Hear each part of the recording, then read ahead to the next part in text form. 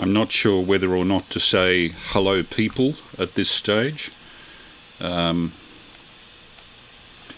just try to open that. No, we haven't got live stream yet.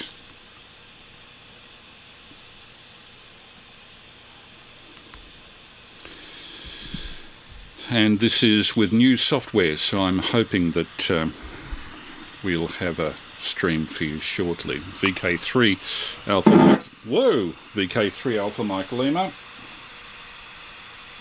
Just get my levels a bit right, and hopefully we'll be off at 9:30 properly. But in the meantime, there we are. Good.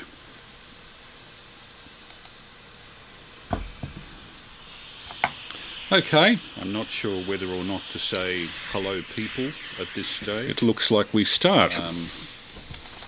Sorry for the delay, but I'm working on completely new software. And before I just go on the stream, I'll show you new multi-camera coverage. I can, for example, go... And this is with new software, so like that. Hoping that, or I can go, let me see, off VK3 Alpha Mike Lima to a frontal webcam like that. My levels a bit right. But my main camera is the Brio. 9:30 properly. The reason I have 3 cameras available tonight is that I don't have zoom facility, because we've had repairs to our roof done over the last few days. The respraying of our roof. They moved the tiles around, they reached in underneath, found a wire that they thought was loose, pulled it, and it turned out to be my second Ethernet cable, the one that goes to the Zoom computer. So there'll be no Zoom feedback tonight. My apologies if you're watching in New Zealand, Raleigh. It'll have to be next week, after I've got a new Ethernet cable installed between here and the modem, which is about 15 metres. Quite considerable length of Ethernet cable involved. But my main camera is the Well, it's been quite a week for me. I've finally heard a legend that my mother, who was born in 1912, brought me up on, and that is a radio pioneer named Norman McCance. That's him there. Norman McCance, pioneer broadcaster for 3LO, and on this occasion you'll see him doing the commentary on the arrival in Australia in 1926 of Alan Cobham, the aviator. But Norman McCance largely left broadcasting prior to the advent of recording in radio studios around about 1930. Leaving virtually no recordings of his abilities. We didn't know what the quality of his voice was like, whether he had an Australian accent, or whether he had the pseudo-British accent of somebody like Con Charlton or John Royal, if you can remember them. Pseudo-British accent, plum in the mouth. But in the early days of radio, Norman McCance was king, and we're about to hear him tonight. Anyway, I'll go on the air. On this occasion, you'll see him. Hello, this is VK3. This is VK3AML, and I'll just turn down the audio on the return stream so we get rid of that, which you would have been getting a bit of echo on. Tonight, largely history of broadcasting, history of the broadcast house site of the ABC, which was the centre of ABC Radio in Melbourne, corner of William and Lonsdale Street, from 1942 until 1994, a place where I occasionally would work. Back in the late 70s, early 80s. My interest has always been, as people who watch this live stream would know, documentary material largely based on historical materials, and consequently I worked in a section, mostly in a section of ABC Radio called Special Projects. There was nothing terribly special about it. I believe that the division of the ABC continues now as, more accurately described, radio talks and documentaries. And I wasn't actually based at Broadcast House. The ABC then rented space in the St James building, which was one block south of Broadcast House at the corner of William and Burke Streets in the city. And I worked there on and off for about 3 years, producing programs on the history of the start of the talkies, on pre-war radio. I did an episode or two of Double Take, which was a media review program of those days.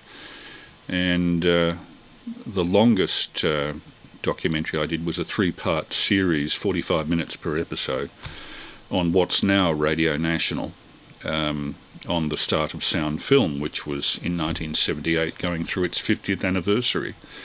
So I had the pleasure of interviewing a lot of people who had been involved with the start of sound film, initially with 2 major competing systems in the theatres and in the production side.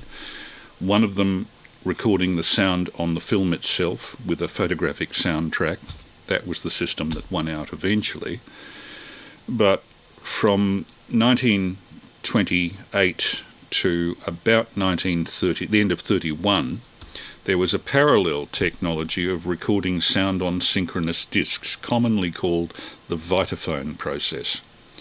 And quite a few talkies were done on that process. Not so much here, but mostly in Hollywood.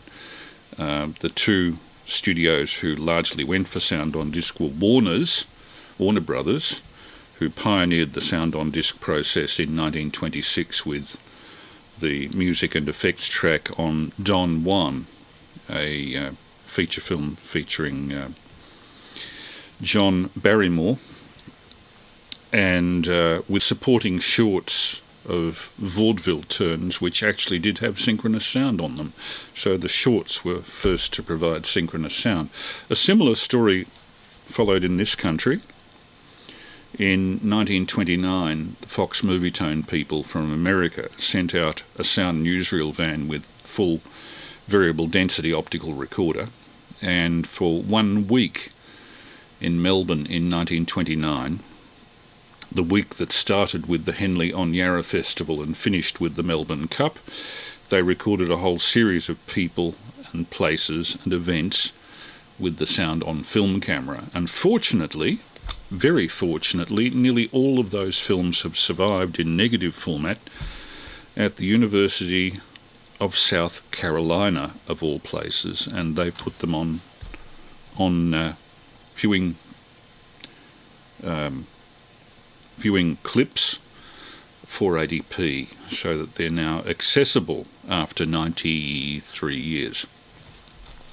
But in Australia, there was a parallel effort at getting a local sound newsreel going, and it was called the Australian Talkies Newsreel, produced by a crew of about 3 cameramen out of the back of what was then the Majestic Theatre in Flinders Street. There was a little production suite out the back facing a lane with cameraman Reg Edwards and couple of others. I'm just trying to think of the names, and they employed the services of a disc recording company at the Spencer Street end of Burke Street called Vocalion to record synchronised discs for that reel. And we'd always believed that the synchronised discs were just non-sync commentary, until we actually found a disc that matched a film and we could tell exactly what they were. But the commentator, the narrator for that sound on disc newsreel made in Melbourne in 1930, 92 years ago, was Norman McCance. So Norman was known principally, and I'll show you this book, From Wireless to Wallabies. It's Norman McCance's biography. just published recently. He was principally known for being the forerunner, I suppose you'd say, of Jack Little. He was a wrestling commentator and would give out booklets on wrestling while he did the descriptions from the stadium. And the descriptions were apparently, according to my mother, who heard them live on her crystal set in about 1925 or 6, were extremely funny in the way that wrestling can be. She specifically described the way McCance would look at the wrestlers, and over the radio you'd hear, "He's got the Boston crab on him. He's got a half Nelson. He can't get out of this. He can't get out of this. He'll never get out of this. He's out of it." And this sort of double take went on continuously on radio and became a great feature of early radio. But we shouldn't assume that Norman McCance was a bit of a bother boy, because he was very much to the forefront in nature conservation and brought up a lot of bush animals that were orphaned, and was a constant columnist in the Argus newspaper and in the old Walkabout magazine, produced initially by the Australian Travel Bureau,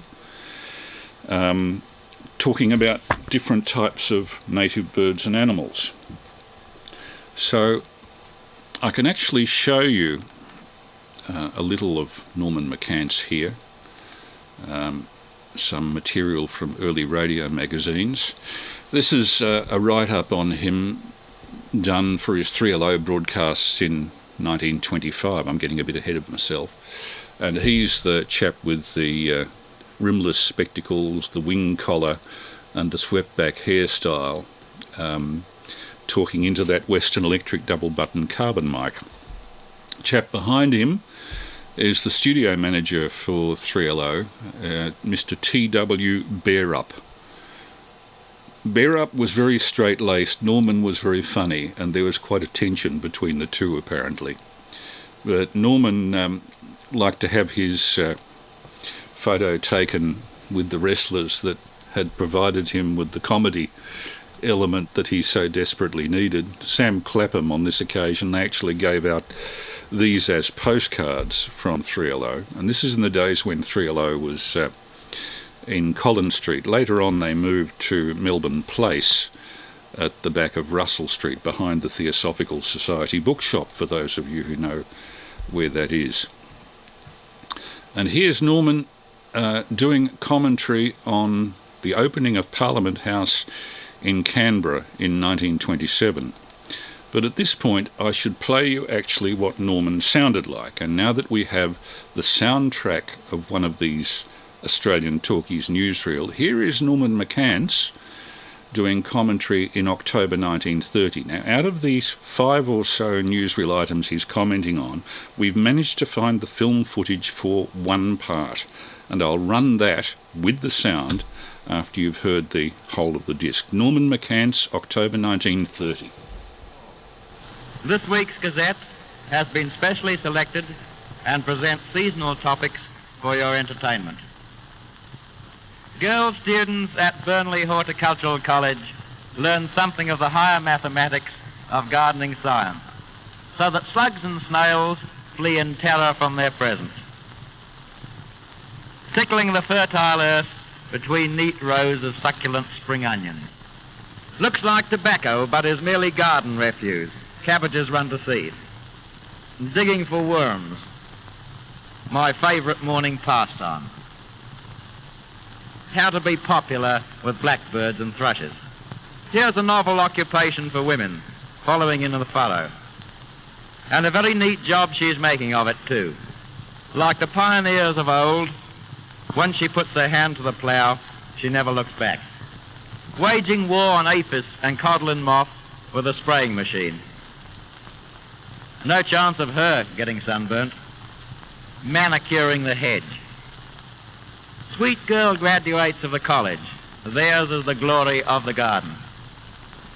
This is Councillor Frank Beaurepaire, affectionately known as Bogey, who smashed world swimming records in all directions with his famous crawl stroke. Douglas Walter of the Geelong Swimming Club, holder of all the Victorian records from 100 yards to a mile, demonstrates the leg movements of the crawl. Frank Beaurepaire correcting faults in style, teaching his pupils how to propel the body by the curious flutter of the instep that is the secret of the crawl.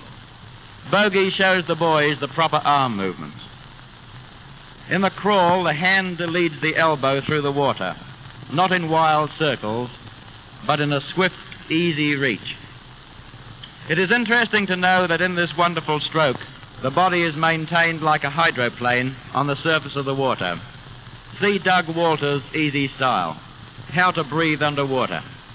Many of us think that the crawl is essentially a speed or an exhibition stroke, whereas it is, or should be, the basis of all our swimming. It is more natural and less forced than the old-fashioned breaststroke, and is really a glorified or scientific dog paddle. The first front-wheel drive car built in Australia. It is the wonderful achievement of Mr. A. Hawker Chamberlain of North Melbourne. He drew the plans by candlelight in the Mallee and built it in his spare time at the back of his father's workshop.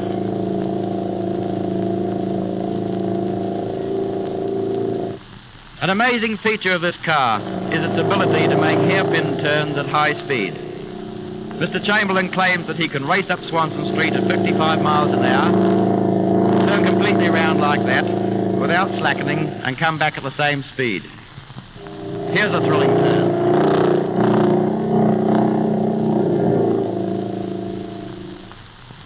Here she comes, spinning around on a thrifty bit.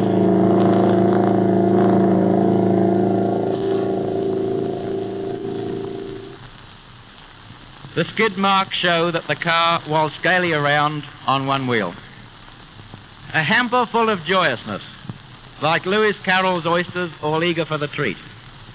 10 little Alsatian pups invited out to dine. One chewed up the invitation card, and then there were only 9. Making a litter of the litter, literally. A feast is served and breakfast is ready. 18 fat little puppy paws will now be washed in milk. The proud mother of a well-born and well-behaved family. It's no laughing matter to be the parent of 9 babies. Now, somewhere in that tangle is a bowl of milk, or at any rate a bowl. You will note that it is rather a tighter squeeze getting them back than before, like cramming a quart into a pint pot. But patience wins the day. Cheerio, pups. And so we conclude this week's Australian Talkies Newsreel. And that was Norman McCance in October 1930. The disc was turned up by Jamie Kelly, prominent Melbourne collector. He sent me a copy on MP3 and I processed it as best I could. You can imagine recorded with a carbon Marconi Reese microphone, and then pressed onto a shellac 78 noisy process with 33 1/3 RPM on a 12-inch disc. It didn't have very much going for it in the way of preservation, and of course the disc and the film tend to separate with the years. So Jamie was very lucky to get that. But afterwards I looked at a reel of silent nitrate film, or I shouldn't say silent, I should say lacking its soundtrack, that was in the collection of Mike Trickett in Geelong. And I thought, hey presto, we've got the soundtrack. And so we had. So I can now show you the surviving part of that film with sound and film.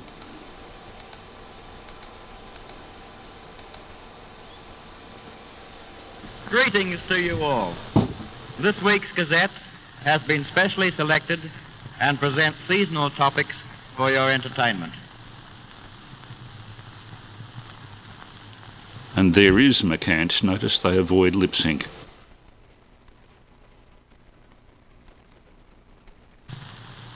The first front-wheel drive car built in Australia.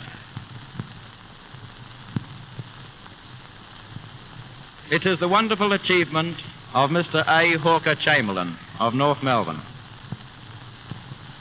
He drew the plans by candlelight in the Mallee and built it in his spare time at the back of his father's workshop.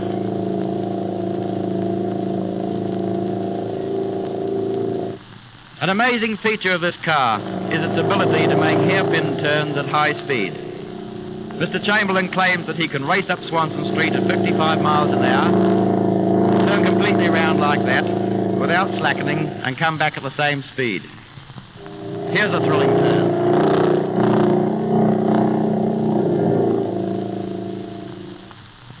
Here she comes, spinning round on a thrifty bit.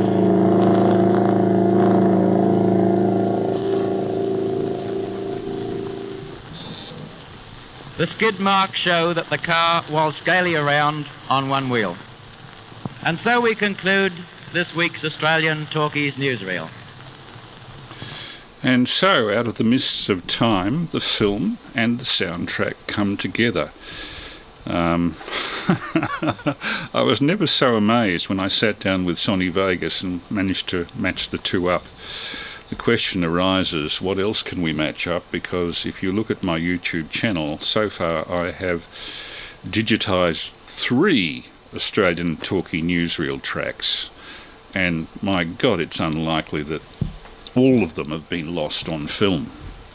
So we'll keep looking, and you'll be the first to hear about it. This is VK3 Alpha Mike Lima with a regular Saturday night test transmission. That's not the only thing that's turned up in recent times on film. There was only one occasion before the Second World War on which the famous Technicolor 3-strip camera came to Australia. It was brought out here by James A. Fitzpatrick of Fitzpatrick's Travel Talks. They came down to Melbourne in April 1938, shot a film which some very old projectionists who I met 40 years ago told me about, because it included film of a house that they were aware of in Harcourt Street, Hawthorne, which was originally built by the Nicholas Aspro family. And so I always hoped that one day the thing would turn up. Well, it turned up about 6 weeks ago on YouTube. Nobody was more surprised than I to see pre-war Melbourne in colour. So let's first of all look at the technology that produced this. The Technicolor camera. Here we go. It was a massive device. You can see that the film magazine at the top of the device had the width to take 3 simultaneously running rolls of 35mm, 1,000 feet in each. So this could shoot 10 minutes of colour film by splitting the colour into the 3 primary colours and separately filming them on 3 gates around behind the lens. And you can imagine the tolerances required to register the 3 images exactly with no colour fringes. This was peak technology pre-war. There's a picture of the camera on the right-hand side there. You can see a diagram of exactly how this works. Behind the lens was 2 cemented triangular prisms with a partly silvered mirror between them. So a little bit of the green would get through straight through to a film recording the green image at the back, and on the side the red and the blue images would be recorded with the emulsions back to back against a second gate. Very complicated process, and printing the films also was complicated. A system called imbibition printing.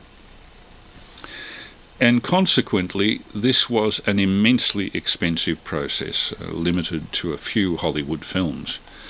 But James A. Fitzpatrick brought the camera to Australia, the first and only time the 3-strip Technicolor camera was brought here.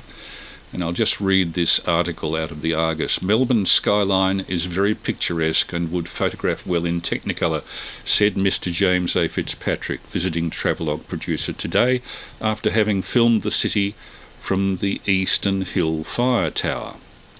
The Spirit of Progress train was filmed passing through Glenroy today.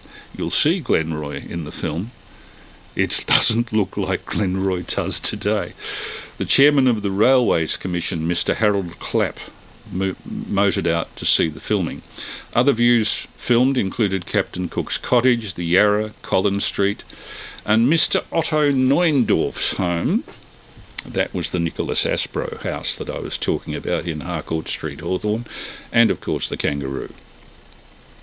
Although Mr. Fitzpatrick, who was leaving tonight on the ship the Empress of Britain for New Zealand, he made a film there as well in colour, he's had little time to mix with her passengers since she arrived in Australia. He has gathered from them that they were all delighted with the visit. Talking among them on the ship coming out, he was impressed by their eagerness to see Australia. I, for one, booked in the Empress of Britain because the route would include Australia and New Zealand, he said. So Fitzpatrick recorded both Sydney and Melbourne in colour in 1938. Wasn't unusual in itself because there had been colour filming by an experimental process called Kinemacolor, a two-colour sequential frame colour system, as far back as 1912. That film hasn't turned up. There were also some colour tests shot by FT Films, Frank Thring Sr., but they haven't turned up. They were in BIPAC, a system called Multicolour. But this is the big house built by the Nicholas Aspro people in Hawthorn, and at the time of filming owned by the Neuendorf family. Mr. Otto Neuendorf, his sons went off to the war, and unfortunately I think one was killed and one became a prisoner of war. He also filmed at the garden that was dedicated to the pioneer women of Victoria, which is in the Domain, not in a part of the Domain that's frequently visited, and got 4 of Myers' prettiest shop girls to appear in the film. And this is the pioneer women's garden. You will see it in colour in 1938 in this film. And that's where it is. It's in an odd part of the Domain that not too many people get to see. It's still very worthwhile seeing. So, without any further ado, I hope I can get away with this. You never know who might have copyright on it or whatever. We'll take you back to 1938 and a Fitzpatrick's travel talk in Melbourne. From the state of New South Wales, we now journey to the state of Victoria. And the most delightful part of this trip is taken upon the Spirit of Progress, Australia's new streamlined train, which is the last word in speed and comfort.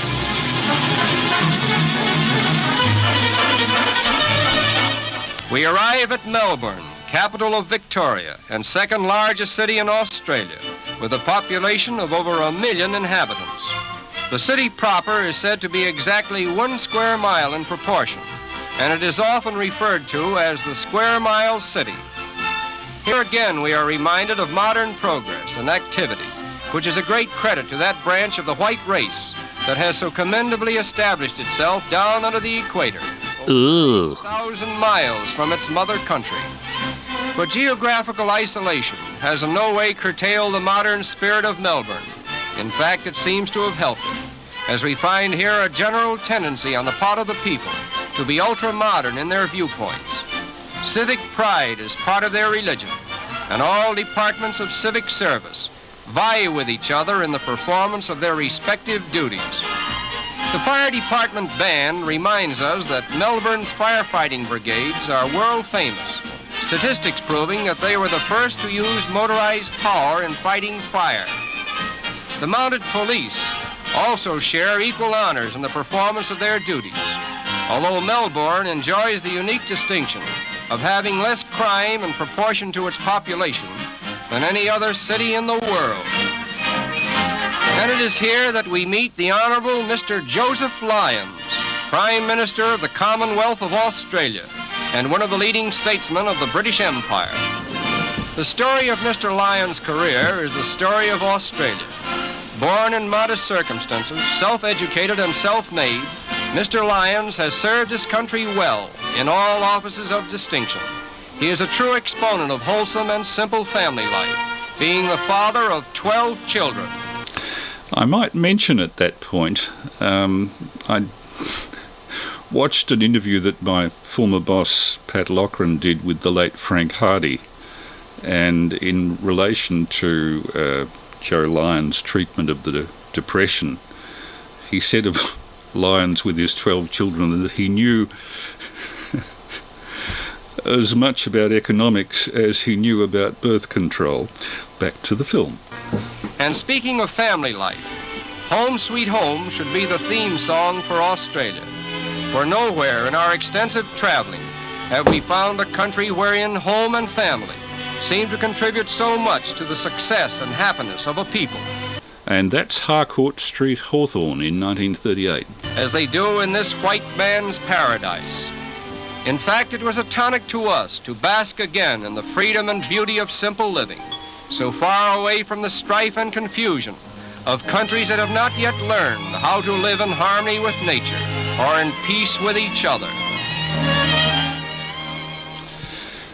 And here we're looking at the gardens along the Domain, which obviously were very labour-intensive and kept beautifully. Considering this is autumn blooms, I'm rather impressed. And in a moment you'll see the women's garden. Here we are. Which we respectfully dedicate to this garden, as well as to the young ladies of Melbourne. I'll just take that music out, we don't need that. But he apparently selected 4 or 5 of Meyer's prettiest shop models for this display, and it's interesting to note the things that were considered attractive in 1938. Would they be considered attractive now? I wonder. Certainly beautifully arranged, and the Technicolor camera, as an old projectionist friend said to me, had the sort of colours that grab you by the lapels and punch you in the face. Super saturated. There is something about the Technicolor process that produces these results. Anyway, there was a second short that's turned up of Fitzpatrick's, which also contains Melbourne footage in slightly better condition. Far out in the Pacific Ocean lies Australia, important though remote outpost of European civilization, which we visited just prior to its involvement in the latest World War. Regardless of what the future may hold in store for this strategic land, former impressions cannot be obliterated. And it is with this thought that we now present a pictorial review of our... And that's from Eastern Hill Fire Station, St Peter's Eastern Hill there, the back of Parliament House. Spring Street, Princess Theatre. And no buildings above about 5 stories, please note. Swinging around to Victoria Parade. Down the bottom here, very close to us, is the training battalion, the training school of the Salvation Army. Right there. Exhibition Gardens on the right. This, I believe, is Collins Street, and you can see the National Mutual building on the left. Elizabeth Street down the bottom end.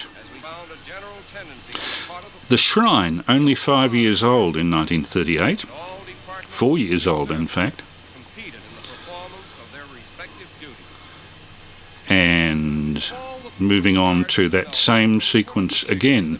Unusual distinction, for it was officially dedicated to the pioneer women of Victoria, and it inspired Nathaniel Shilkret to compose a song, which he dedicated to this garden, as well as to the modern women of Australia. And that I will save you from. I can't actually legally play it on amateur radio without exciting or inviting criticism, so we'll drop that. That same grotto is still there, but now very much overgrown. There's Government House up the top there, built in 1874. And that sundial is still there, but a lot mossier and older. This is 84 years ago, after all. The girls in this interview are named, actually, in the newspaper items covering this at the time. It was big news for Australia to have a 3-strip Technicolor camera in the country. But this is all that we've found of the Melbourne footage so far. There was a lot more taken, and one hopes that it survives somewhere in the United States. So, that's Glenroy, believe it or not, which would now be completely built up.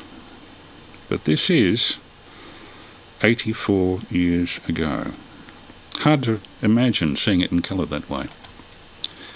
And you've been listening to VK3 Alpha Mike Lima.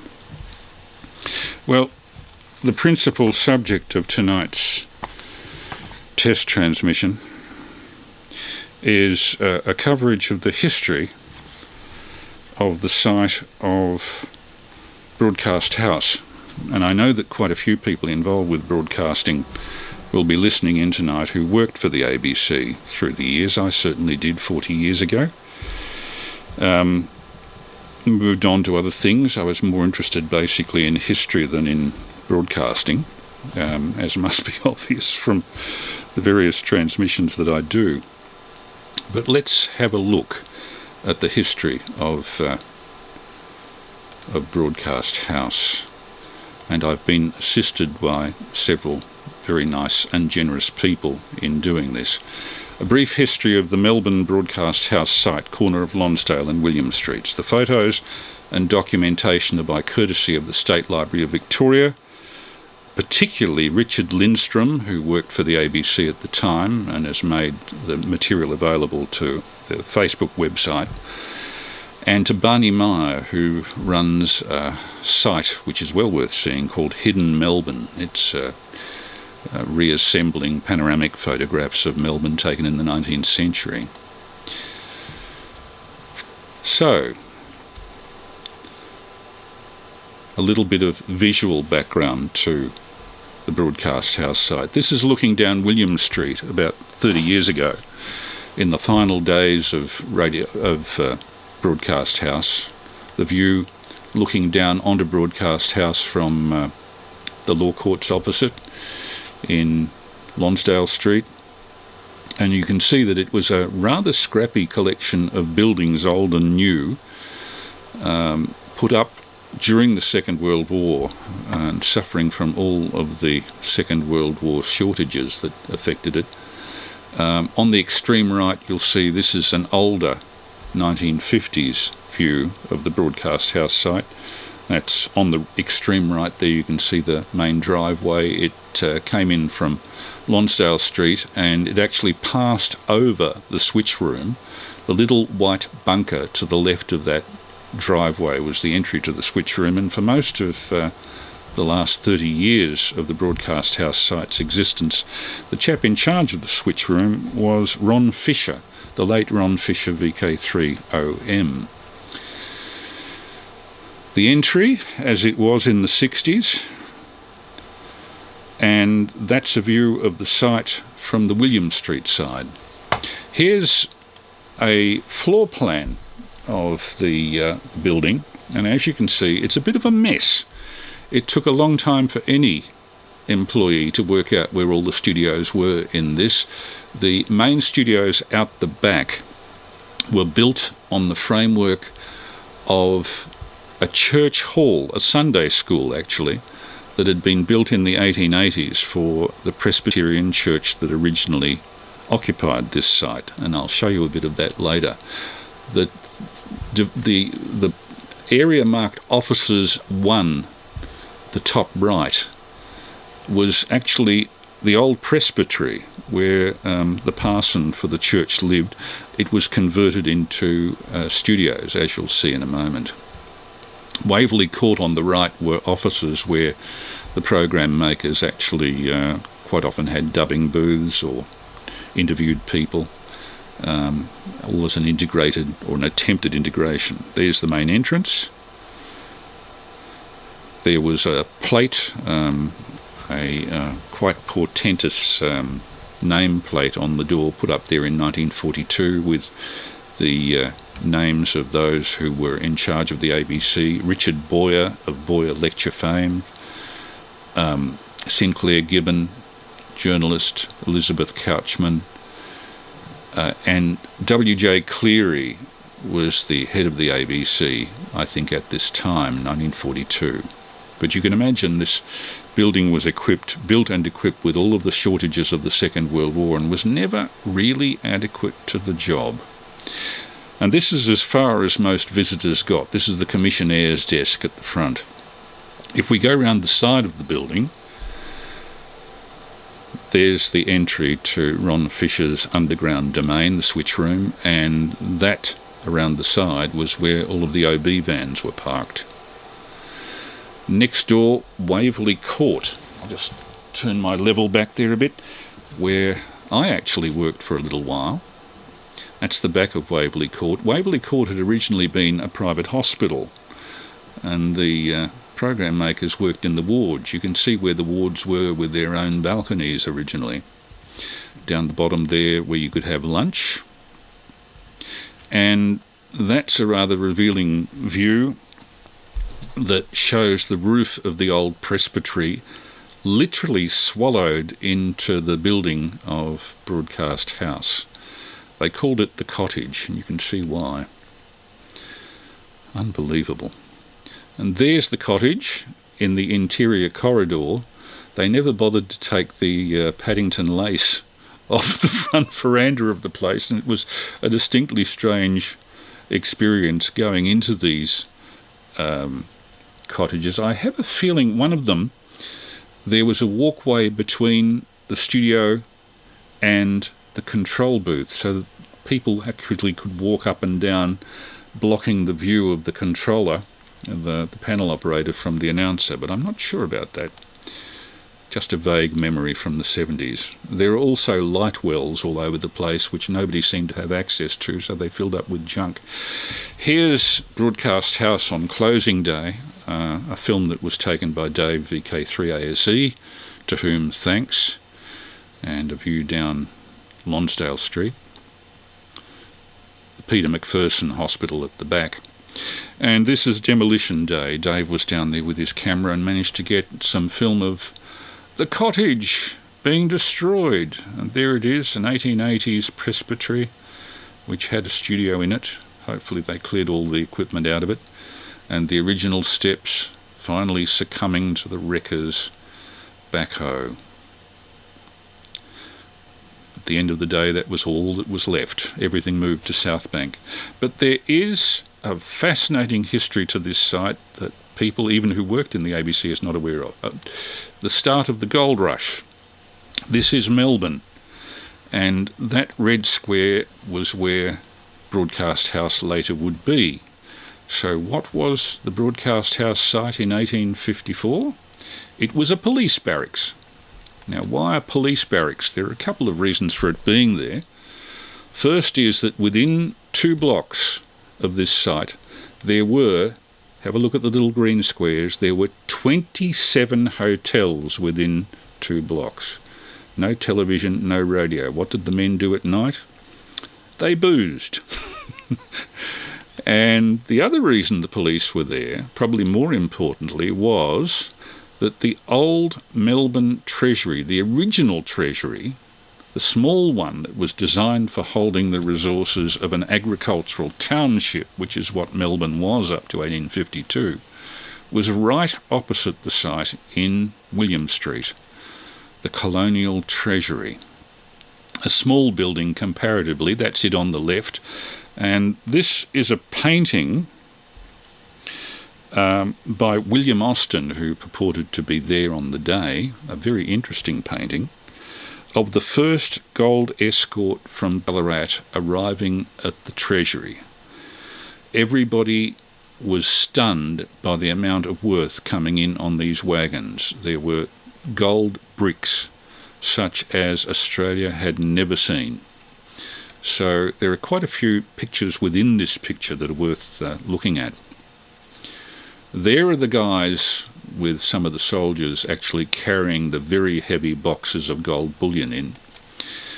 A couple of Chinese people, this is supposed to be a Chinese person who's just come back from the diggings, telling somebody who's doing laundry, "You better chuck the laundry, mate, and go and dig for some gold. You'll get a lot more out of it." And a lot of the Chinese did go to the diggings too.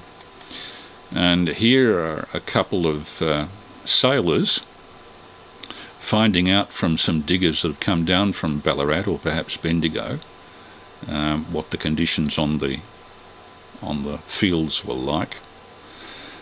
And there are the police from the broadcast house site, the regiment, keeping, would you believe, the Aboriginals away from the proceedings. And these are probably Wurundjeri or Bunyarong people who really today we look upon them as being the custodians, the owners of the land.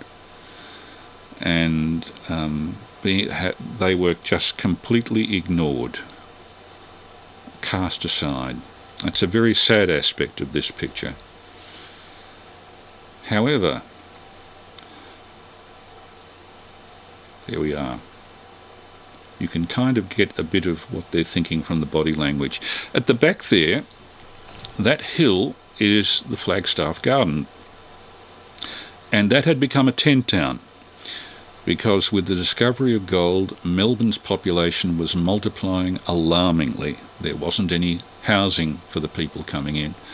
So they were housed in tent towns here on the south bank of the Yarra, near Prince's Bridge. 1852. There's another artist's sketch of the proceedings. The original treasury, quite small, and one of the artists who came to take a quick sketch of this is probably the most famous goldfield artist of all, S.T. Gill. This is Gill in one of his own daguerreotypes of about 1855, unfortunately very poorly preserved, and this is S.T. Gill's impression of what was going on. Guys in top hats trying to find out where all this money's coming from. The Treasury, the original Treasury that was superseded very quickly by the one in Spring Street, did actually survive into the 20th century. This photograph of it was taken in 1881 from the dome of the then new Law Courts at the corner of William and Lonsdale, looking down. And it by that time had become a hotel, but this was unceremoniously demolished, I think, in the 1950s, and nobody seemed to have any value of the history that was associated with this architecture. No doubt it had strong room out the back and all the rest, but for a country that was going gold mad, this was totally inadequate. The original Treasury, the old Treasury, this is called, in William Street. Now, other neighbours of the broadcast house site at that time, 1854, were what was originally known as the government offices or government house. Now, I suspect that the governor, Latrobe it would have been when this was going on, was quite happily ensconced in Jolimont, which was his house in Jolimont, the suburb which borrowed it from the name of the house. This is Latrobe in a very idealised portrait. Usually people that are high up in the social scheme of things have their portraits taken and they look handsome, direct. However, there is one image of Latrobe that's taken from a daguerreotype. It's a copy that was made on a lithographic stone, so it should be fairly realistic. And compare this idealised image with what Latrobe really did look like.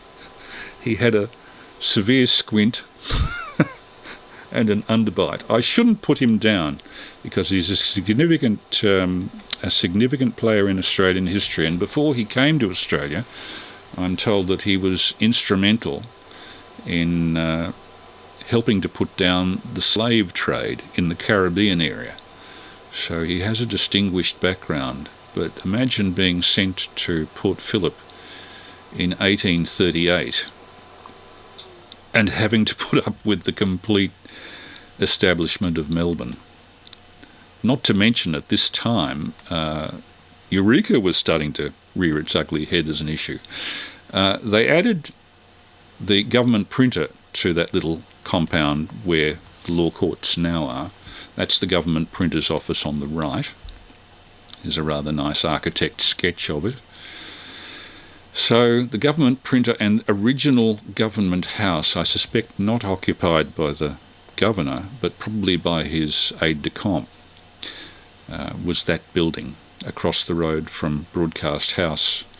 Well, Broadcast House wasn't there at the time. It was still 150 years in the future, but this was the importance that was given to this area.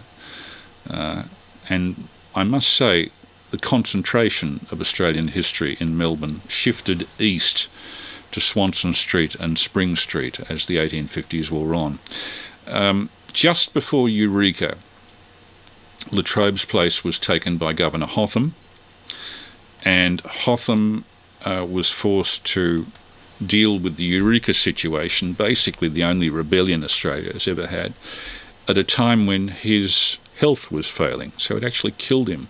Within about 6 weeks of the Eureka rebellion, Hotham died in office. But at least he died in pleasant surroundings. They moved him out to the bush from that Lonsdale Street dwelling into this rather salubrious place.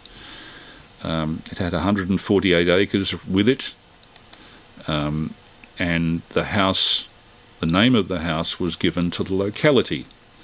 The locality was Toorak. This is Toorak House, built in 1849. Still there. It's now part of the Swedish church, and you should look it up.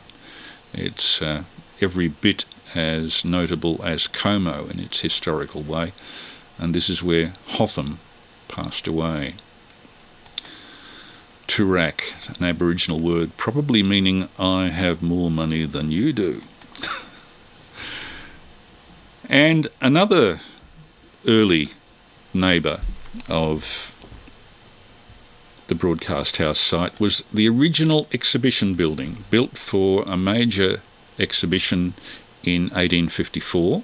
That's it on the left, that thing that looks like a spaceship with the dome on top. And this watercolour, I'll just back that up a little bit.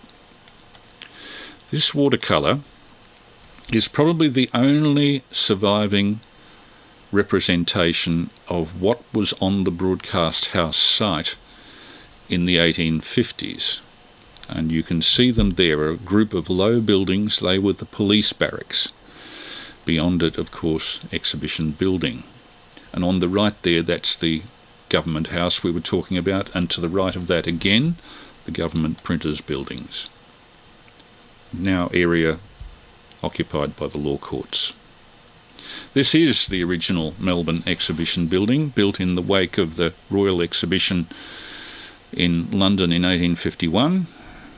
A smaller scale, but a similar building. That's one of the very few interior views of it surviving, unfortunately only of a dog show, engraved for a local newspaper, and there are very few photographs of this surviving. In front of the exhibition building in William Street, you'll see 5 wires. Now, of course, this is something like 1856 that this photo was taken. There's not electric light. Those are telegraph wires. They're the main telegraph lines up to the goldfields, to Castlemaine, to Bendigo, to Ballarat, all going up here because the telegraph department had their offices further south along William Street. Another view of the exhibition buildings. It fell into disrepair fairly quickly after the 1854 exhibition, and you'll notice that the dome, it's not clear here, but it actually had canvas drapes over the top of that glass dome on top, and the canvas would fall apart on a yearly basis, and the cost of replacement for that size was a little bit more than the colony could bear, so gradually this exhibition building fell out of repair and subsequently fell out of favour. This is a view of it from the observatory that was then in the Flagstaff Gardens, looking south-east it would be. So on the extreme right in the distance, that government house that we talked about, and on the left, I think that's Scott's Church in the distance. I'm not sure about that. And one of the tents of the tent town down below. That's a very small part of a panoramic shot. So much for 1854. The money started to come in, and it became, by the 1860s, marvellous, truly marvellous Melbourne. And this is a photo, one of the earliest photos known, taken from the tower of the GPO, which was then new, looking northwest. And you can see up on the hill a number of things. The old government house we talked about on the left, which was built in 1845. To the right of that, in the background, you can see the new Treasury. Now, interestingly, by 1866, the police had been shunted off the site of Broadcast House, and they were building a church on the site, the West Melbourne Presbyterian Church. You'll see it just to the left of that square saying View Northwest from Tower. And you can actually see, if you look very closely, some scaffold in there. Further around to the right, the first exhibition building, which was built on the site of what's now the Mint. And further still, you can see a little bit of the top of the Flagstaff Gardens. Let's have a closer look at that hilltop up there, the corner of William and Lonsdale Street. There we go. The Treasury is disappearing behind the church that's being built, and you'll see to the right, a little bit further to the right of the church, there's a house being built, a grand house, which stood until 1972. It's called Rostella, and there's quite a story to it. It had a tower on it from which a lot of photographers took panoramas. Here's a map of the area after the advent of the church. Presbyterian Church on the left. You'll see at the top there a Sunday school, which became the largest studio of the ABC in 1942. To the right of that, Waverley Court, which in those days was a private hospital. And further right again, Rostella, which was built at the same time as the Presbyterian Church, 1867. So this was quite a precinct at which quite a few notable events took place, photographic, in terms of religion, in terms of documentation, in terms of law.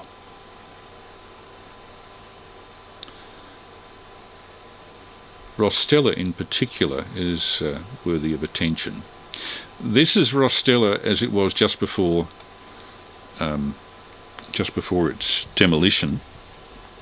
It was a house built by Dr. Thomas Nathan Fitzgerald, and Dr. Fitzgerald was responsible for this area having a medical connection. That's Fitzgerald. He was the first Australian doctor knighted for his work in medicine, Sir Thomas Fitzgerald. And that is Rostella, a massive house requiring a massive staff, with a very prominent tower on top, which features in many of the photographs of the time. The photographer John Noon went up the tower almost as soon as the house was built and took a photograph looking west across the site of what later became Broadcast House, taking in the new Presbyterian Church. Now, this doesn't mean much when we stretch out the whole 180-degree panorama, so let's go in close on the parts of this. This is looking somewhat towards the south, and I've managed to, with the help of Barney Meyer, superimpose several views taken by different photographers that give us a complete view of William Street south from Lonsdale Street at the time. The big lawn in the middle there is now occupied by the law courts. To the left of that, fronting William Street, is the telegraph office, and if you look very closely, there's a tower above it with a time ball. The telegraph would be connected with Melbourne Observatory, which had a very accurate time instrument, and precisely at midday each day they would raise the ball and drop it so that ships in the bay could synchronise their chronometers with standard Eastern Australian time. If you look a bit further to the left from that telegraph office, there's what looks like a chimney sticking up. That's the tower of St James Old Cathedral, the Anglican cathedral at the time. The building does survive, but it's been moved from that site to the west side of the Flagstaff Gardens, where it still stands. So officially it's Melbourne's oldest surviving building. Foundation stone laid by Charles Joseph La Trobe, the governor, in 1839. Okay, we've seen the southern part of William Street. Let's move across a bit. You can see that if you look very closely in the distance out on the bay, there are sailing ships. This is looking west down Lonsdale Street. William Street is the first intersection just beyond that church fence, and there's the top of the West Melbourne Presbyterian Church, only the first phase of building. Down the bottom of the hill there are barracks for the military. They were in the process of being removed for the rail line going from Spencer Street to the Goldfields. And this photo was taken towards the end of 1869. So that's looking west down Lonsdale. This is William Street, a little bit north of Lonsdale. And out the back there is what was known at the time as the Blue Lake. In the 1880s it was drained and reclaimed, and I think now is part of Coode Island, as they call it, out near the fruit and vegetable market. All reclaimed land. Used to be the West Melbourne Swamp, but that particular part of it, the Blue Lake, was a favourite gathering place for the Aboriginals of Victoria. Very sad they had no say in all of their gaming grounds being destroyed that way. But that was the nature of colonialism. Now, there's a pub there, the Metropolitan Hotel, and that survived into my time at Broadcast House with the ABC. It was a favourite watering hole of the tipplers from the ABC. That's what it looked like in the early 70s. Unfortunately, it's been facaded. This was taken about 12 months ago by an ABC employee. By 1895, this was established as the Presbyterian precinct. That's the plan for the church. It never achieved that plan.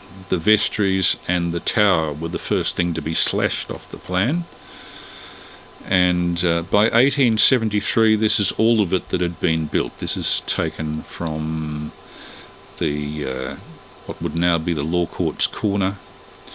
It's looking across to the West Melbourne Presbyterian Church, St Andrews, from across Lonsdale Street. You can see there's quite a bit of horse dropping on the street at that stage. Not surprisingly, you can imagine it's a good thing that this is not smellophone, because the city had a certain stench about it at the time.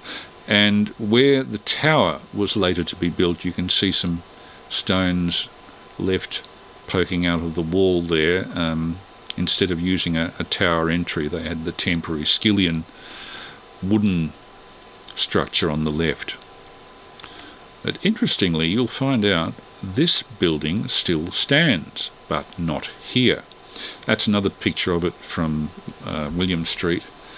And next to it, still standing, the Melbourne Mint. So this was becoming a more classy part of the world by the 1860s. And there's Rostella, the tower of the house, and the West Melbourne Presbyterian Church dominating that hilltop in those days. Now, on the south side of Lonsdale Street, by 1875 they were building the law courts that we still know, and they blew out in finance. It took many years for them to be completed. This is a view from about 1890, and the wooden fence of the West Melbourne Presbyterian Church on the left. And from that law court dome, this panorama was taken, showing on the left William Street going up past the Flagstaff Gardens, the West Melbourne Presbyterian Church and its associated buildings on the right of it, and Rostella on the right. This panorama was taken in 1881. There, for example, is William Street, Lonsdale Street sloping away on the left, on the extreme left. There's the church, by now 1881, with its tower at least partly built. And to the right of the church, a rather nice little series of cottages with kitchen gardens. And on the site of that back cottage, you can see there on the left a bit, was built the presbytery that became one of the studios, as I showed earlier, within Broadcast House. But this is the predecessor to it, the wooden structure that was replaced by the brick structure later on. Further to right, Dr. Fitzgerald's very impressive house, Rostella, which by the turn of the century had become a private hospital. The house, by the way, on the extreme left was replaced by Waverley Court later on, I think in the 1890s, and that is the sole 19th century building, Waverley Court, the sole 19th century building out of all of those you're seeing here. This has been well and truly redeveloped. There's the hilltop, taken from Carlton, a high building in Carlton, looking across, telephoto view taken about 1888 or thereabouts.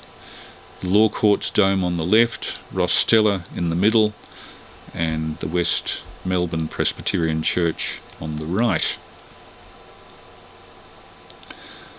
Now, what happened to this? There's a 19th century map of the area. By 1923, when the area was mapped again, the functions had changed. The Commonwealth of Australia had taken over Rostella and was operating it as a private hospital. Waverley Court, then called Academy House, I think was a training area for nurses.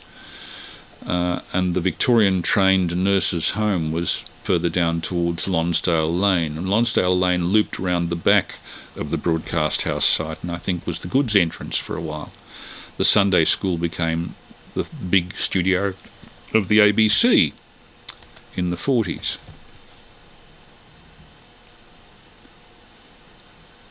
And this was the period, the 1920s, when the first aerial photos of the site were taken. Law Courts at the top right. Right at the bottom, on the edge of the photo, you can see the West Melbourne Presbyterian Church. To the left of it, the terrace, which was by that time a private hospital, Waverley Court, and to the left of that, the Tower of Rostella, which survived until 1972. Some more photographs. These were taken by C.S. Pratt, an early aviator, who used to take the photos with a Graflex hanging out the side of his biplane, so that a lot of these were not as clear as they might have been. From ABC Archives, a frontal view of the tower of the church taken in the 20s, Rostella beyond. As time went on, and this part of the city became more and more industrial, less and less residential, the congregation of the West Melbourne Presbyterian Church fell away to unviable numbers, so that by 1931 it was no longer running Sunday services. It was basically closed up, unused. So the Presbyterian Church looked at a way of getting rid of it, and they didn't really get rid of it, they moved it, stone by stone, to Box Hill, where it still stands. So of all the things that have been destroyed on this site, the church certainly was not. Was moved to Box Hill in January 1935, done remarkably quickly. That's the cleared site in 1938. The left there, that's where they would build Broadcast House.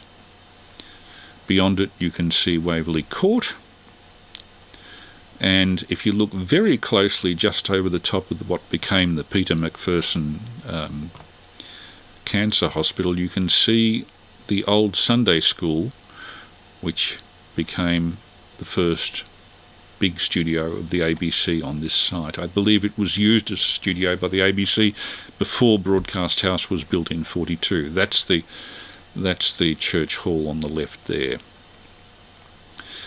So they announced from Canberra in 1941, present ABC studio facilities in Melbourne were inadequate and to some extent unsatisfactory and inconvenient, according to an official report on the proposal to spend £6,500 on building new accommodation at the corner of William and Lonsdale Streets.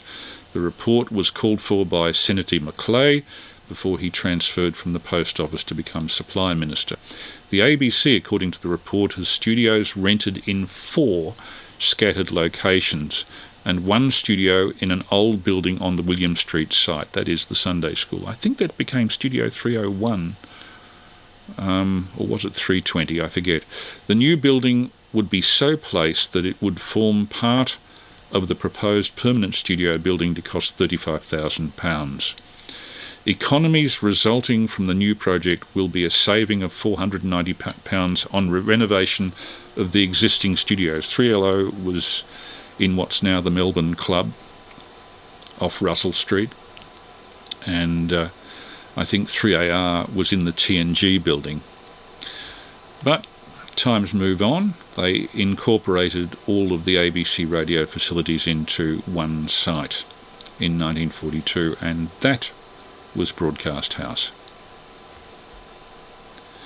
Now, so today the church survives in Box Hill, but you'd hardly know it. It's in the middle of this photo. Who can pick it out?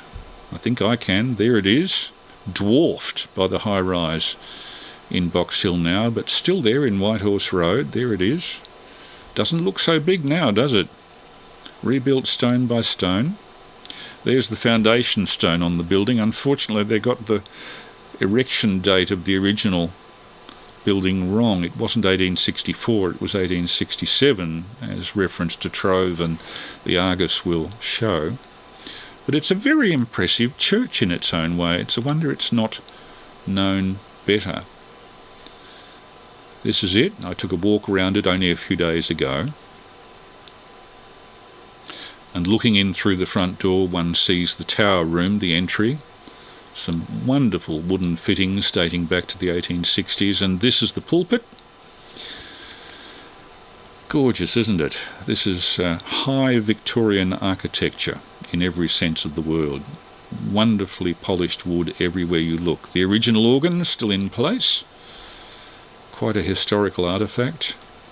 The auditorium itself, the nave I should say, typically bare, as Presbyterian buildings tended to be in the 1860s. What particularly impressed everybody, and me, was the roof. Look at the standard of woodwork involved, and all of those timbers are from the 1860s. It's amazing that they were able to pull them out and erect them. The 1860s windows, absolutely beautiful, all retained from the original building. Very hard to photograph, actually. Stained glass tends to wash out in photographs unless you underexpose purposely. And in the tower room, where there's a porch, convenient spot to Zoom stream sermons, above the porch in that tower room is the most magnificent series of stained glass windows, I believe from the 1880s, added at William Street originally, called the Apostles' Window. which includes St Andrew, after whom the church was named, St John, St Philip, St Bartholomew. And look at the standard of this. This is sort of high Burne-Jones period in 19th century art. Wonderful stuff. Thank goodness they preserved this from the original site. But this, here it is, still standing after 160 years. So this is the site of Broadcast House as it is today. Waverley Court on the right, where offices of quite a few of my friends were, up on the upper floors, still standing. Interestingly, those two gateposts, the big stone gateposts there, are all that is left of Rostella, Dr. Fitzgerald's residence. And the lane that went round the back has been retained, but now it's a bit of a concrete canyon. And there is the view across the intersection of William and Lonsdale Street today. It's the county court. So we had, I think it was 80 years worth of the church on the site, then 50 years worth of Broadcast House. I wonder how long the county court will be there. Interesting. I hope this has been of interest to you. And this is VK3 Alpha Mike Lima back with you again. I'll just check on the text chat there. Looking at Ardrin, hello, 3FTJS, Dave Ranson, Peter Scott, ZL1BQD, Rolly. I'm so sorry we can't run. I'm so sorry that we can't actually run Zoom tonight, but the people repairing my roof have severed the cable for the second computer, the Ethernet cable, so we're stuck, I'm afraid. Well, I've only got 15 minutes left before we have a call back, so I'll try to find something that fits the bill here. Let me see. I might just do a quick coverage of our efforts on Cup Day a few years back, a little film that was shot by Steve Langley. Just bring that up. And this was... Where's it gone now? We seem to have lost it. I'm intending to run in the next few weeks a program on over-the-horizon radar, if I can get permission from the people at La Trobe University who run one. But at the moment that is proving to be difficult.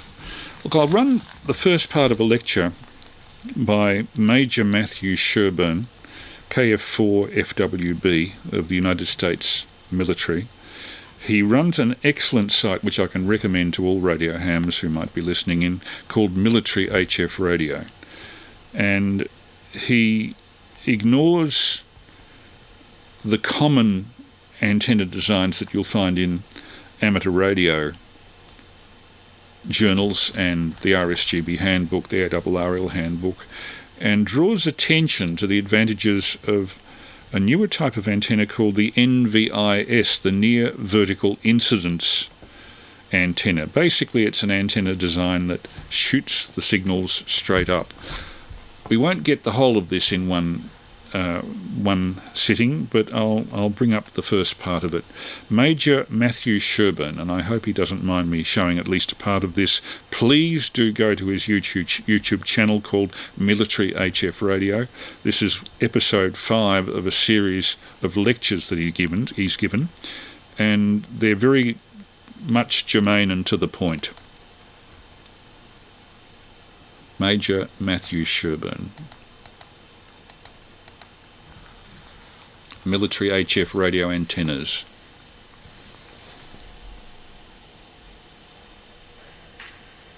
So for today's agenda, we're going to be talking about two different types of HF antennas, those used at the halt and those that are used on the move, meaning typical antennas you may find on vehicles.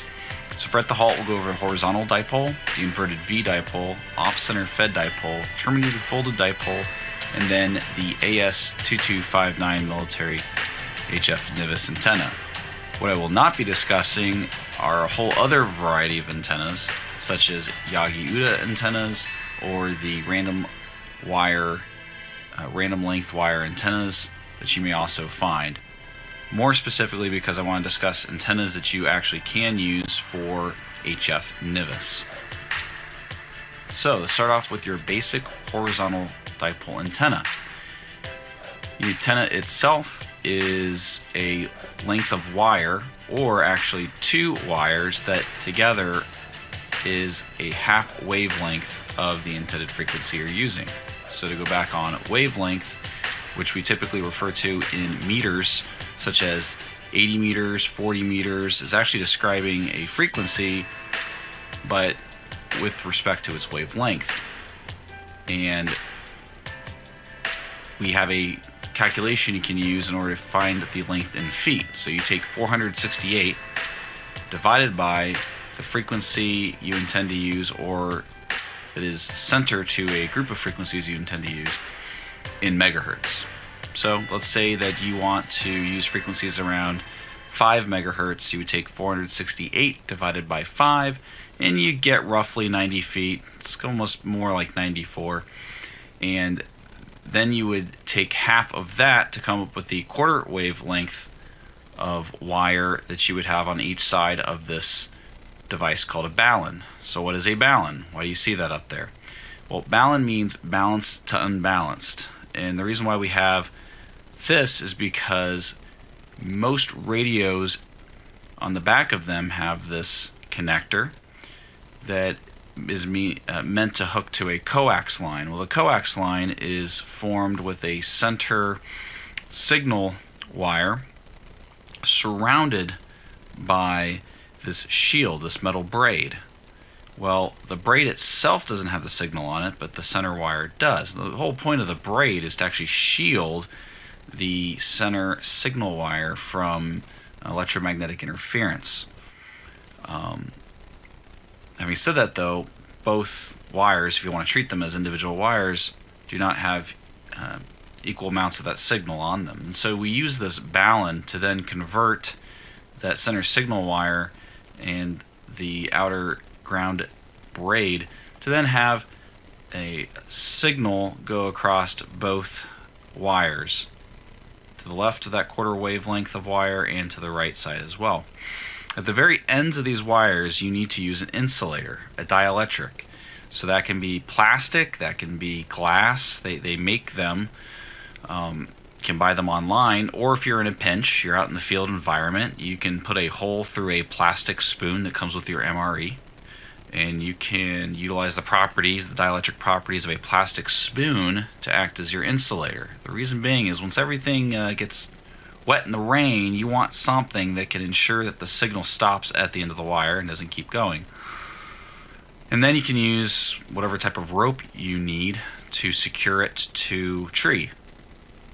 So, having said that, that means you have to have objects out there in the field that can support this wire antenna.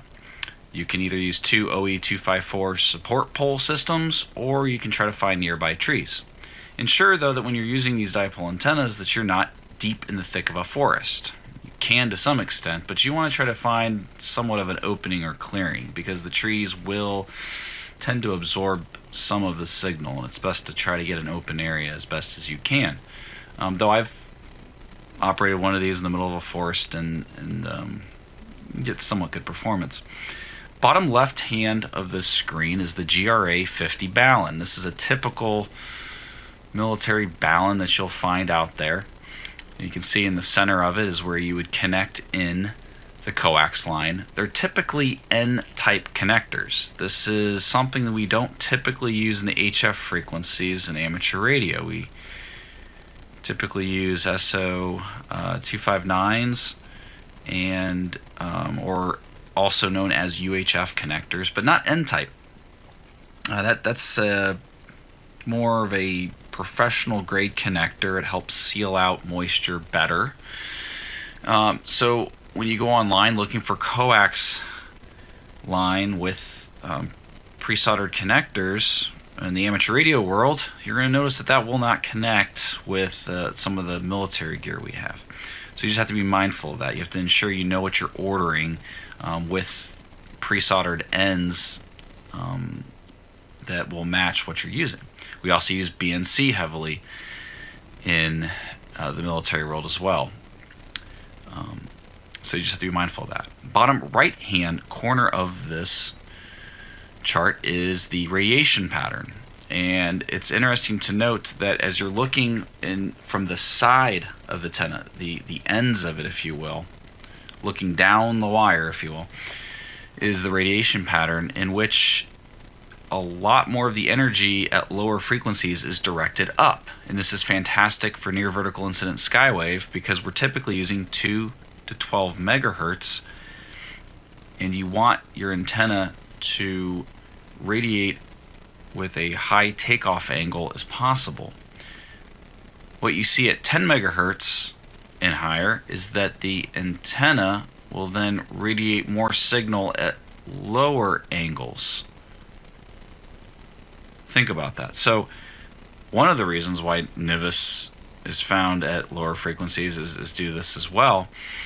But with this antenna, you can utilize NVIS and you'll be good to go.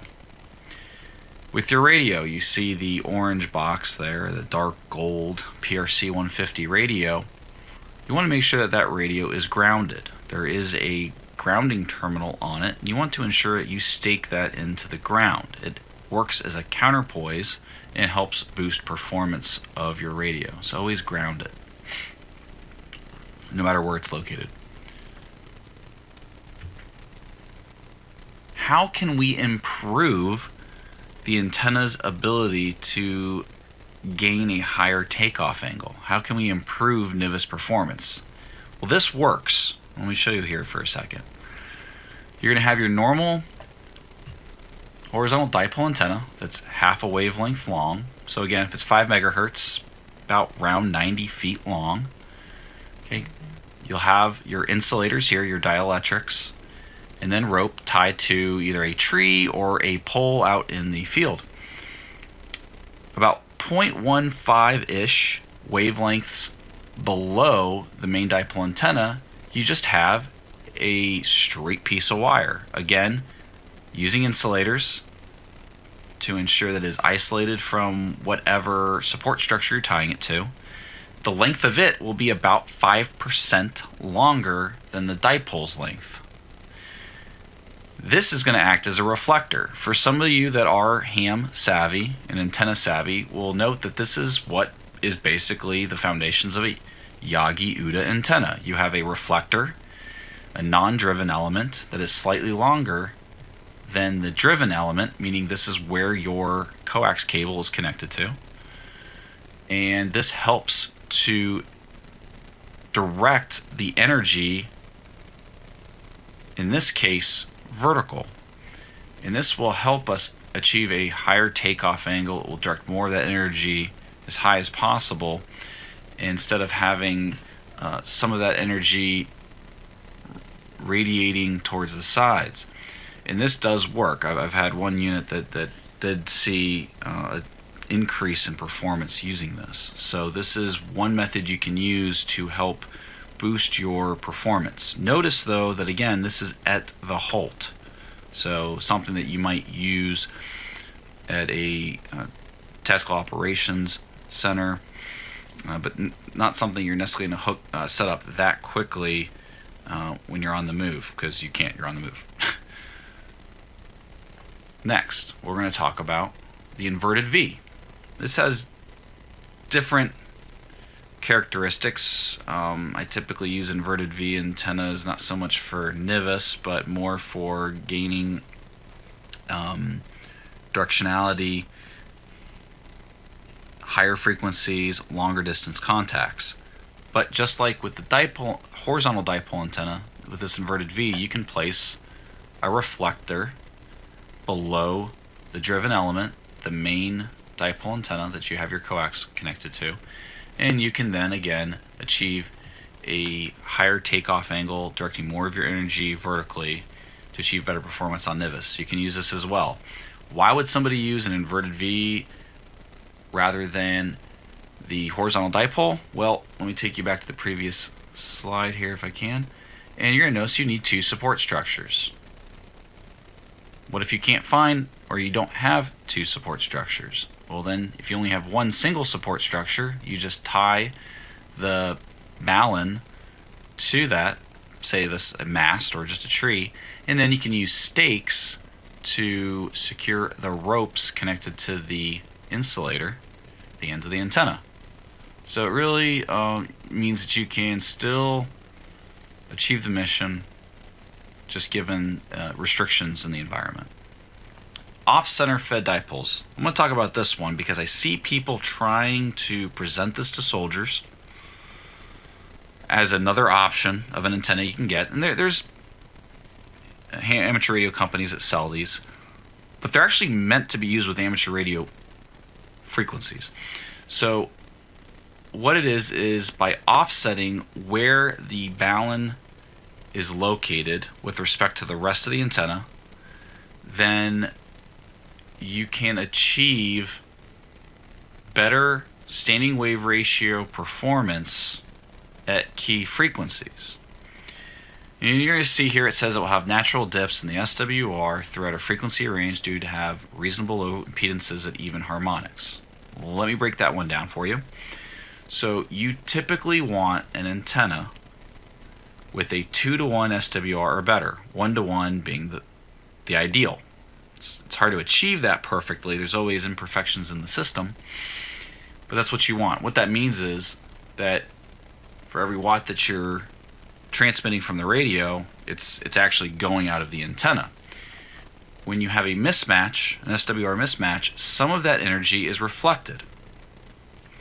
I'm not going to get into the weeds on that in this lesson, but what it just means is that you need to have a well-tuned antenna, and for anything that you're operating on that is not tuned very well, the PRC 150 and other higher-end amateur radios include a tuner, a built-in tuner that will tune it. Okay, PRC 150 will tune garbage. However, let's say you have a 7-to-1 mismatch going on your antenna. PRC 150 may tune it, but then your antenna and your performance will not be as efficient as if the antenna already was tuned maybe down to at least a 2-to-1 or better. And then the PRC 150 would ensure to try to get it to a 1-to-1 or 1.1-to-1 match as possible.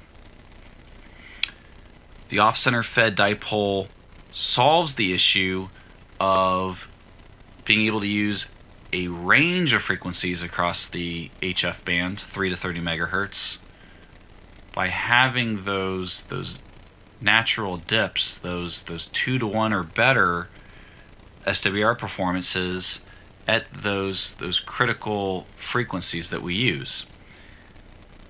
Problem is the military doesn't use amateur radio frequencies, and so if you're trying to inform soldiers about, hey, there's an off-center fed dipole you can go out and get, well, the SWR dips are actually at, let's say, 3.5, 7, 14, 18, 24.8 and 28 megahertz. Those are popular amateur radio bands. The problem is the actual military frequencies that you're using, if you use this antenna with them, the SWR is actually 7-to-1. And so now the PRC 150 is trying to tune that, and it may in the end successfully tune it, but now your overall system performance, the max amount of power that you're actually able to put through that antenna now is reduced, because now you're trying to tie that all up in the tuning circuitry, and it just doesn't work as well. And that was Major Matthew Sherburne, KF4 FWB, an extract of one of his lectures on his military HF radio YouTube site, which I thoroughly recommend. It's a no-nonsense site drawing attention to several more recently exploited aspects of HF communication, such as NVIS. And if you're wanting, for example, on 80 metres to communicate interstate rather than overseas, concentrating on NVIS actually might save you a lot of wasted power by bouncing a signal down at interstate rather than international distances. So it's an interesting new development. And the idea of using a tuned reflector, not a counterpoise, please note, is a very interesting one that I haven't struck in the ARRL handbook or in the RSGB. So thank you to Major Matthew Sherburne. I hope there was no objection to me using that extract. It's a highly germane lecture. Well, the time has come, the Walrus said, to have the call back. I can't do Zoom this week because you'll see I've taken the usual blue cord that runs up there out because our roof fixing man unfortunately severed the cable, so now I'm going to have to reinstall the whole 20 metres worth of Cat 6A. So hopefully by next week I should have Zoom back.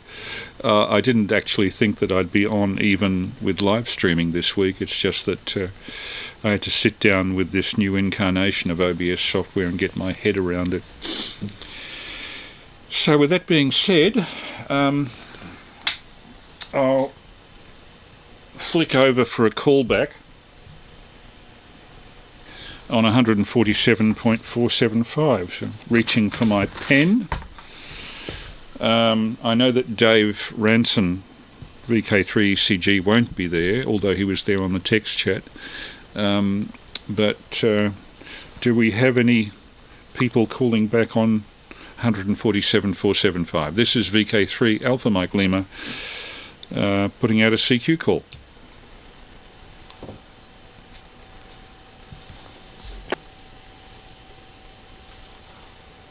Could you come again, please, whoever that was? Yeah, VK3ACZ. Good evening, Chris. VK3JB. Yeah, hello to VK3ACZ, Peter, and VK3JB, who I think is John. We'll take Peter first, and I think I've missed another meeting of the Sherbrooke Radio Club. I would be particularly interested to hear, Peter, how the Sherbrooke Radio Club is doing now that Jim is moving to the bush. Are we likely to continue? VK3ACZ, he said hopefully. VK3AML. VK3AML in the group, VK3ACZ and 3JB. I remember hearing that call sign a couple of times on the VHF UHF field day. I can't remember the name, but he's up in Healesville. Didn't hear him very well because I had a lot of dirt between him and I. Good evening, Chris. Sherbrooke Radio Club. No, the meeting was, well, we're nearly due for the next one. I think it's on the 4th of December, anyway, the first Monday in December. But Jim, speaking to him at the Rosebud Ham Fest last Sunday, he was of the opinion that he needed to do a lot more research. He had a look around Bendigo and didn't much like it, so he's looking for other locations. I'd say his plans of moving bush are somewhat stalled. But anyway, quickly on to tonight's business. Yes, I came into the shack tonight to avoid all the election stuff. Sandra was busy watching Anthony Green's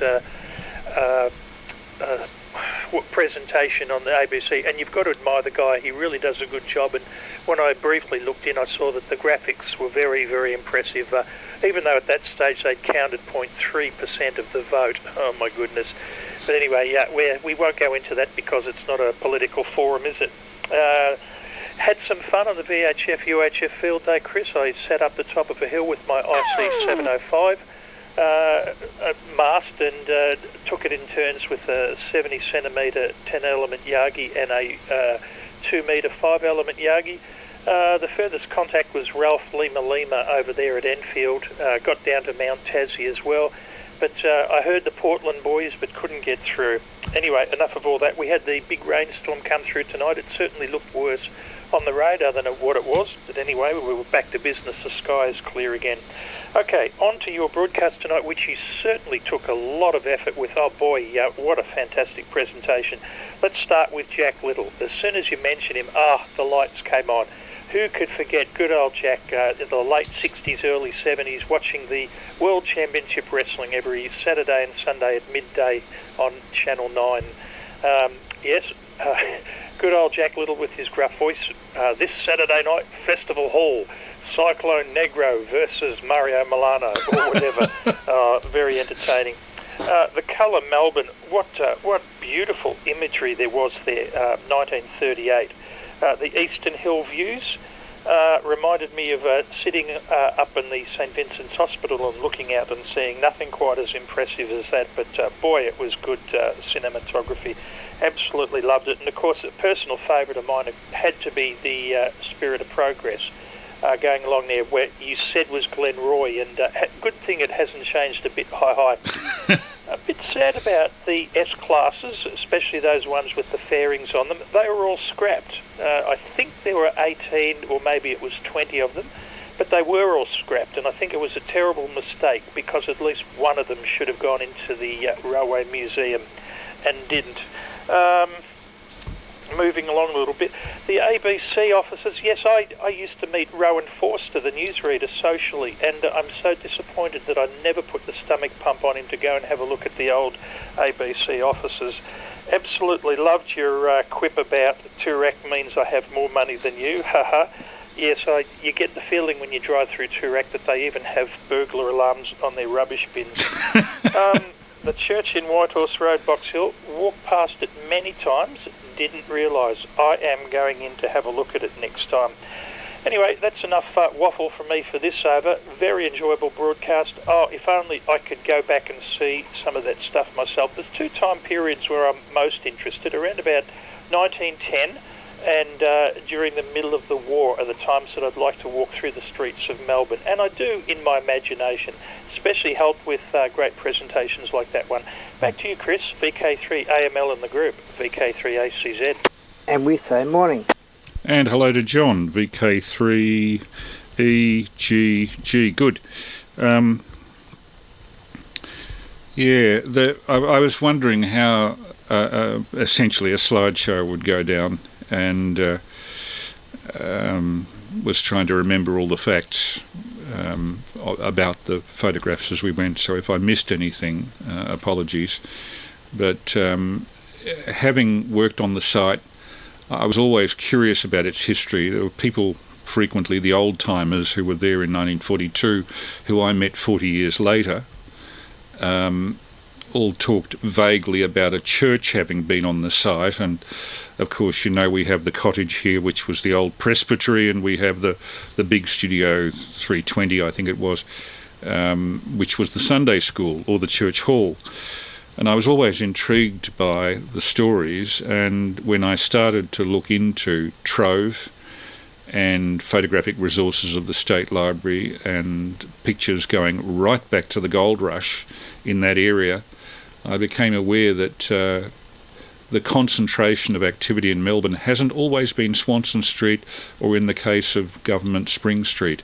Originally it was much further west. John Batman's house, the first one, for example, was on the Spencer Street station site, way out west of where we'd think activity would be now.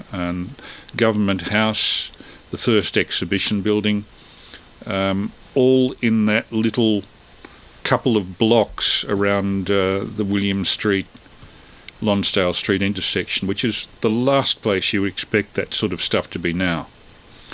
It's just a pity that more of the buildings from that period weren't kept. But the 1960s really was a period where Whelan the Wrecker had open slather on every decent building put up before 1900. it was almost as if those in the know were trying to get rid of the stuff before anybody realised how valuable and how elegant they were. Anyway, I'll hand it round to John, VK3JB, VK3 Juliet Bravo. How are you, John? VK3 Alpha Mike Lima.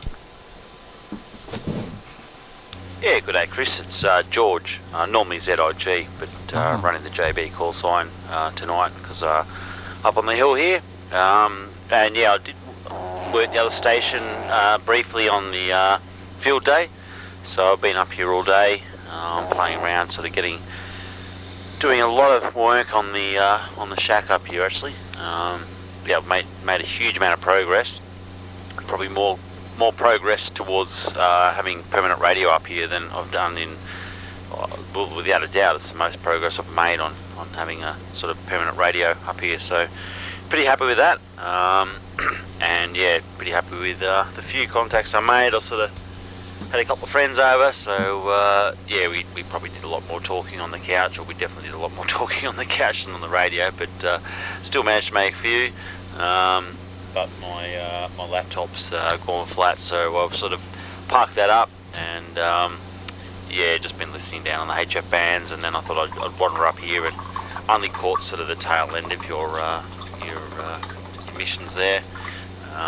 So yeah, didn't really catch all of it, and I assume you were sending photos or something, maybe on Easy Power, but I'm not too sure you're talking about photos, so whether that was on Easy Power or on some sort of web stream or something, I'm not too sure, but anyway, all very interesting, and yeah, this is the first time I've probably run anything more than a few watts up here on 2 meters, so I think running probably 50 or something watts at the moment, so yeah, far more than I normally run up here. Just into a folded dipole. You're sort of, you know, full strength to me. Probably the same to you. And yeah, nice clear nightish, I guess. Apart from the rain and wind, the sunset was nice. That was good. So yeah, just settling back and slowly getting towards bedtime, but also yeah, still doing a little bit more around here. So yeah, I'll continue to listen. Back over to you, Chris. VK3AML, VK3JB into the group. VK3JB, VK3 Alpha Mike Lima. Well, the situation, George, and I'm sorry I didn't recognise, if you'd used your ZIG call, I'd certainly recognise you immediately. The thought that you're in Healesville is incredible because you're doing strength 15 over 9. I just checked with the radio behind me, and that is really impressive at that distance. I think you're running a subtone by the sound of it. There's a bit of hum there. I don't think it's hum at 50 hertz rate, so I suspect it's just 91.5 subtone in there. But yeah, every Saturday night from 9:30 p.m. onwards, for however long we talk afterwards, I run a web stream, a YouTube live stream of video and audio. All you have to do is put in to your search engine, to Google, VK3AML, and then the date, 29 October, in OCTOBER, 29 October 2022. So VK3AML 29 October 2022, and you get the video that goes with the audio. All of this stuff has been either slides or video. And I run the webcams here as well. I've just been running a wide screen webcam showing the whole shack. I'll just go into the usual Logitech Brio that we normally use, which is the close-up camera. There we go. And the Brio has considerably better definition. It's capable of running 4K, but I'm only running at 1080p because I don't think that my NBN could take 4K live streaming, and the software doesn't seem to be designed for it yet. So we'll move on to John, VK3GG. How are you doing, John? And I hope you're doing okay. You've certainly got an excellent VHF site up there, John, and probably the sort of DX that Peter was talking about, getting Portland and all of that, would be the sort of thing that you could take on a daily basis. VK3GG and group VK3AML. VK3AML, VK3GG, yeah, fine all that, yes, not that ham radio competitions and DX or it interests me that much. I mean, if there's DX coming in, I'll talk to it, but I don't hang around all day listening to hits like Soak is to trying to do radio, whether it's Lotto or whatever you call it. Anyway, yes, I listened to all that stuff at that broadcast house. Yes, the church building had Studio 320 in there. I used to work in there, along with working in broadcast house and doing some things in that terrace house next to it, which I looked it up on the net. Waverley called, actually on the net it called itself Waverley Terrace, but anyway, the picture was the same thing. All very interesting. As part of when I was on contract to the ABC through T&G Electricals, that's who officially employed me, and used to work at all of that. 529 Lonsdale Street when it was Radio Australia, used to work in there. St James did work in there. Rip and Lee, Waverley Theatre, all those places. It was quite interesting. Anyway, it's a pity they got rid of that. In fact, the broadcast house building with the RCA 44BX ribbon microphone shaped windows, that was sort of a building that screamed radio at you. Actually, the old 3AW building was another Art Deco-y building that screamed radio at you as well. I think getting rid of all of those and Channel 9 in Bendigo Street and all the rest of it was actually an act of public vandalism. The same goes for Rip and Lee. Anyway, VK3GG bye. Tend to agree with you, John. What I really objected to was when they wound back Channel 9 from the production facilities they had at Bendigo Street, likewise Dorcas Street for Channel 7, and even Elstonwick for Channel Gordon Street, Elstonwick for Channel 2. They kind of downgraded Melbourne production, which had been an important point of local employment in that area. They've centralised stuff generally in Sydney, and it's been to the detriment, I think, of local content, although a lot of stuff these days is outsourced. There are a lot of production houses that are prepared to make stuff outsourced, whereas in the old days it used to be, in the case of Channel 7 for example, co-production between Channel 7 and Crawford Productions was common. Homicide, Division 4, Consider Your Verdict, Matlock Police, I could list them all really, and they've all come to an end.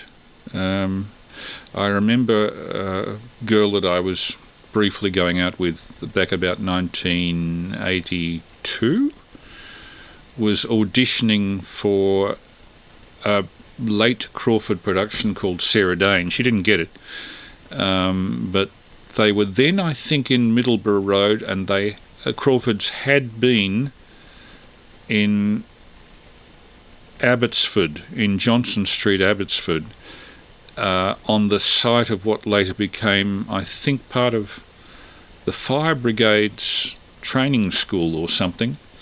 I vaguely remember that Consider Your Verdict, which was their first television series, I think, and Homicide were both headquartered in Abbotsford, and it was only later they moved to Middleborough Road. Somebody listening might be able to fill in some details.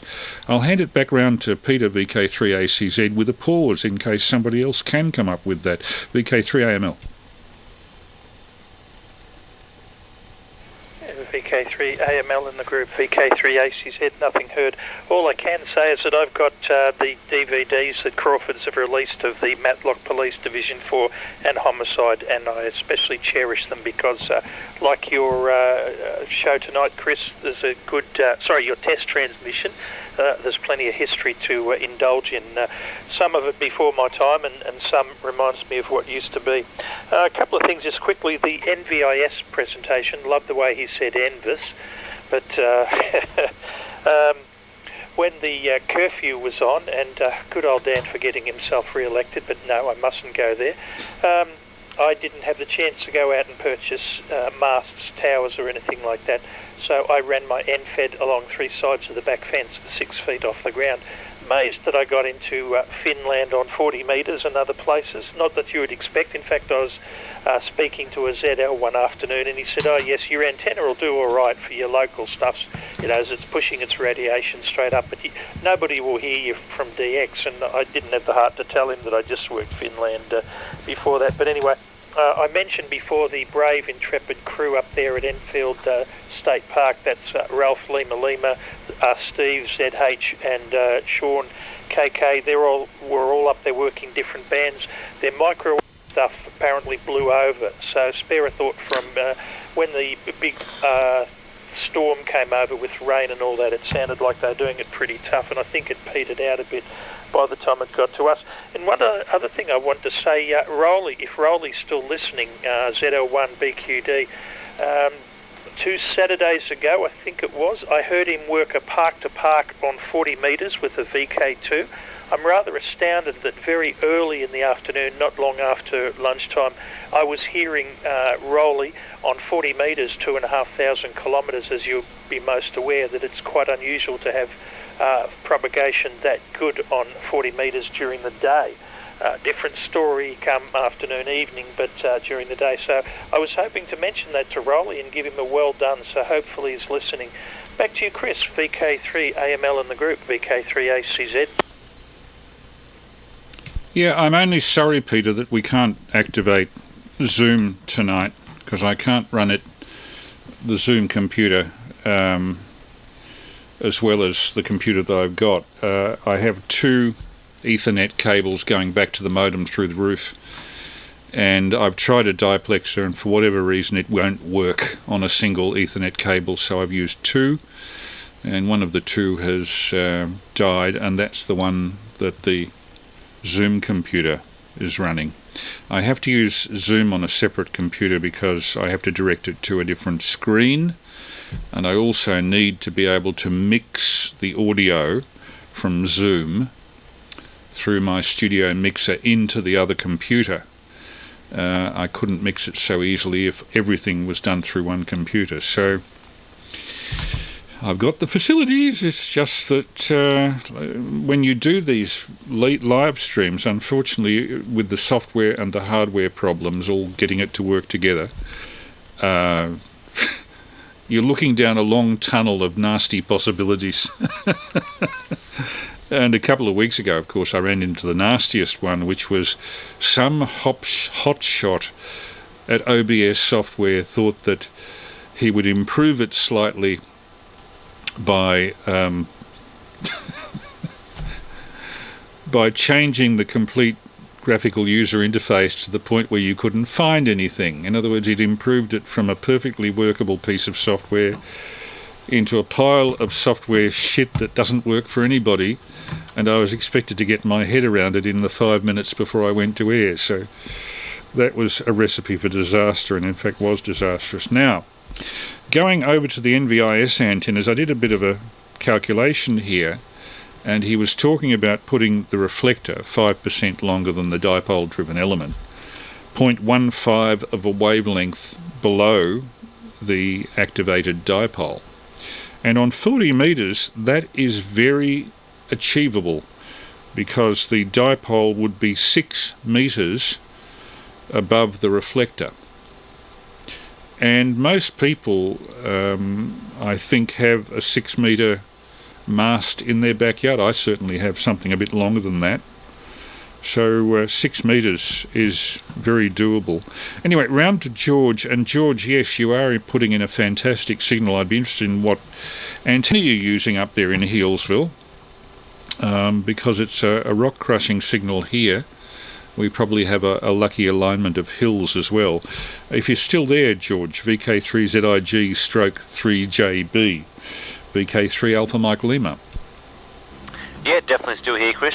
Sorry about the tone. I haven't used this radio in a very long time. I think it's the same radio you've got, the FT2900, and I've noticed it's got the T on the display, so I'm assuming that's tone, but yeah, can't work out how to turn that off, and don't want to don't want to throw the radio off into some sort of, where I can't get it back. Don't. Because I don't have the manual. I have no internet up here. And, I guess we possibly haven't really worked since I've moved up here. I think we may have. Whether you realise, I moved Once. house, so I used to live.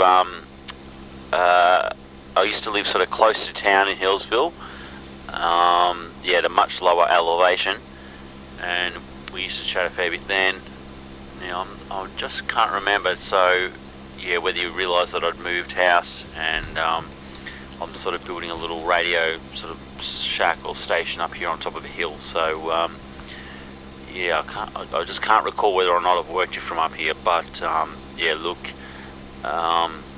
whilst I say Hillsville, technically I am in Hillsville. Probably was to walk 5 metres backwards from this shack, I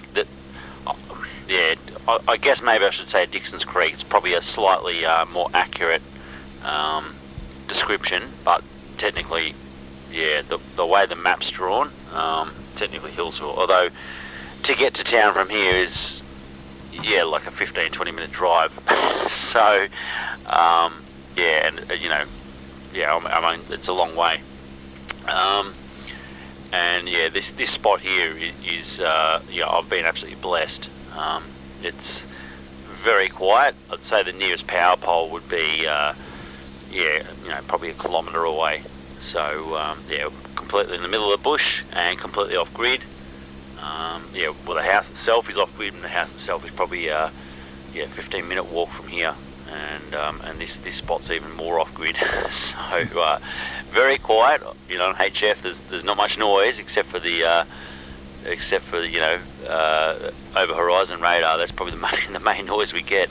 But there's no real sort of there's no sort of transformers or televisions or LED lights or anything, or solar panels or whatever else that obviously a lot of people have to deal with. And I'm probably about 305 metres above sea level, I guess, here, just over 300 metres. So the antenna's probably 310 or something. What's that all about?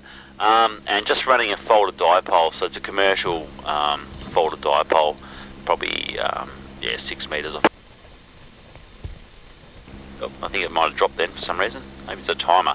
Anyway, so folded dipole 6 metres off the ground, and I think it's running 50 watts or something, Chris.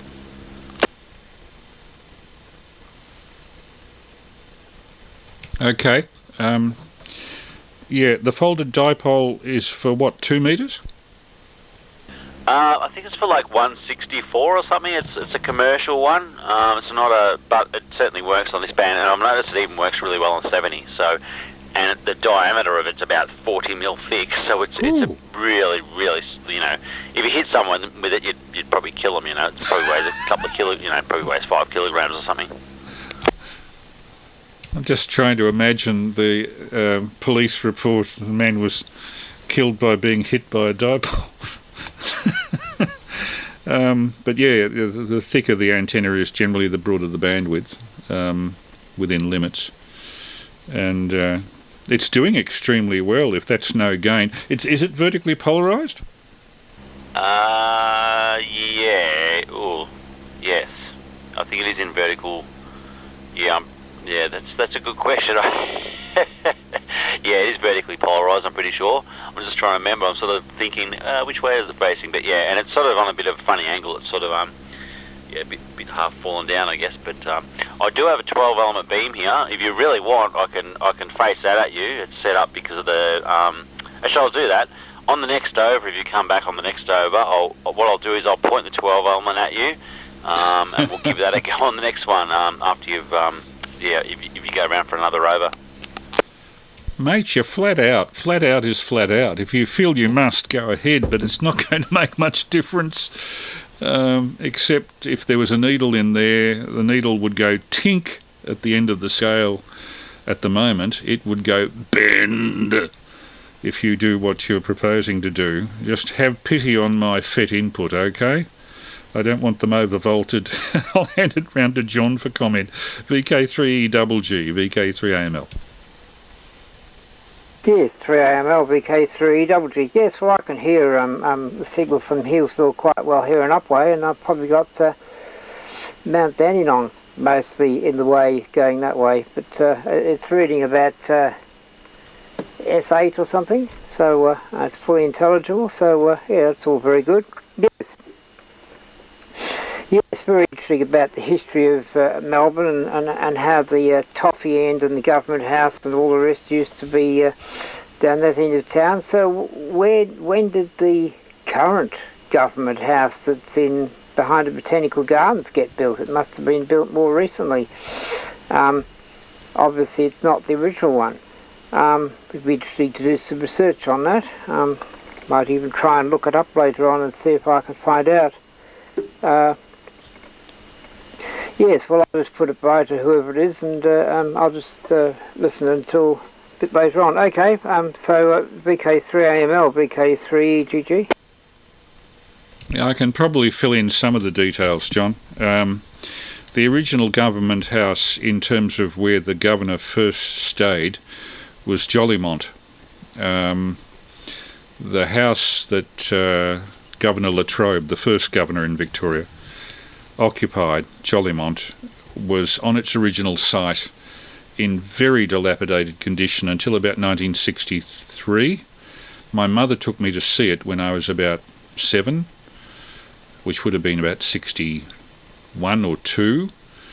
And I remember it was in a little park off Agnes Street, Jolimont, and the thing that set it and its outbuildings, which were almost falling over, apart was that, as you probably know, Melbourne, most of inner Melbourne is set in a grid set out by Robert Hoddle that's about 30 degrees to the north-south line. The very earliest houses in Melbourne were set magnetic north-south, and so was Jolimont. So it was actually at an angle to the roads around it. That was what hit me particularly. Edna Walling, I think, had designed a garden in front of the old Latrobe cottage. That was back in the 20s or 30s, the 1920s or 30s.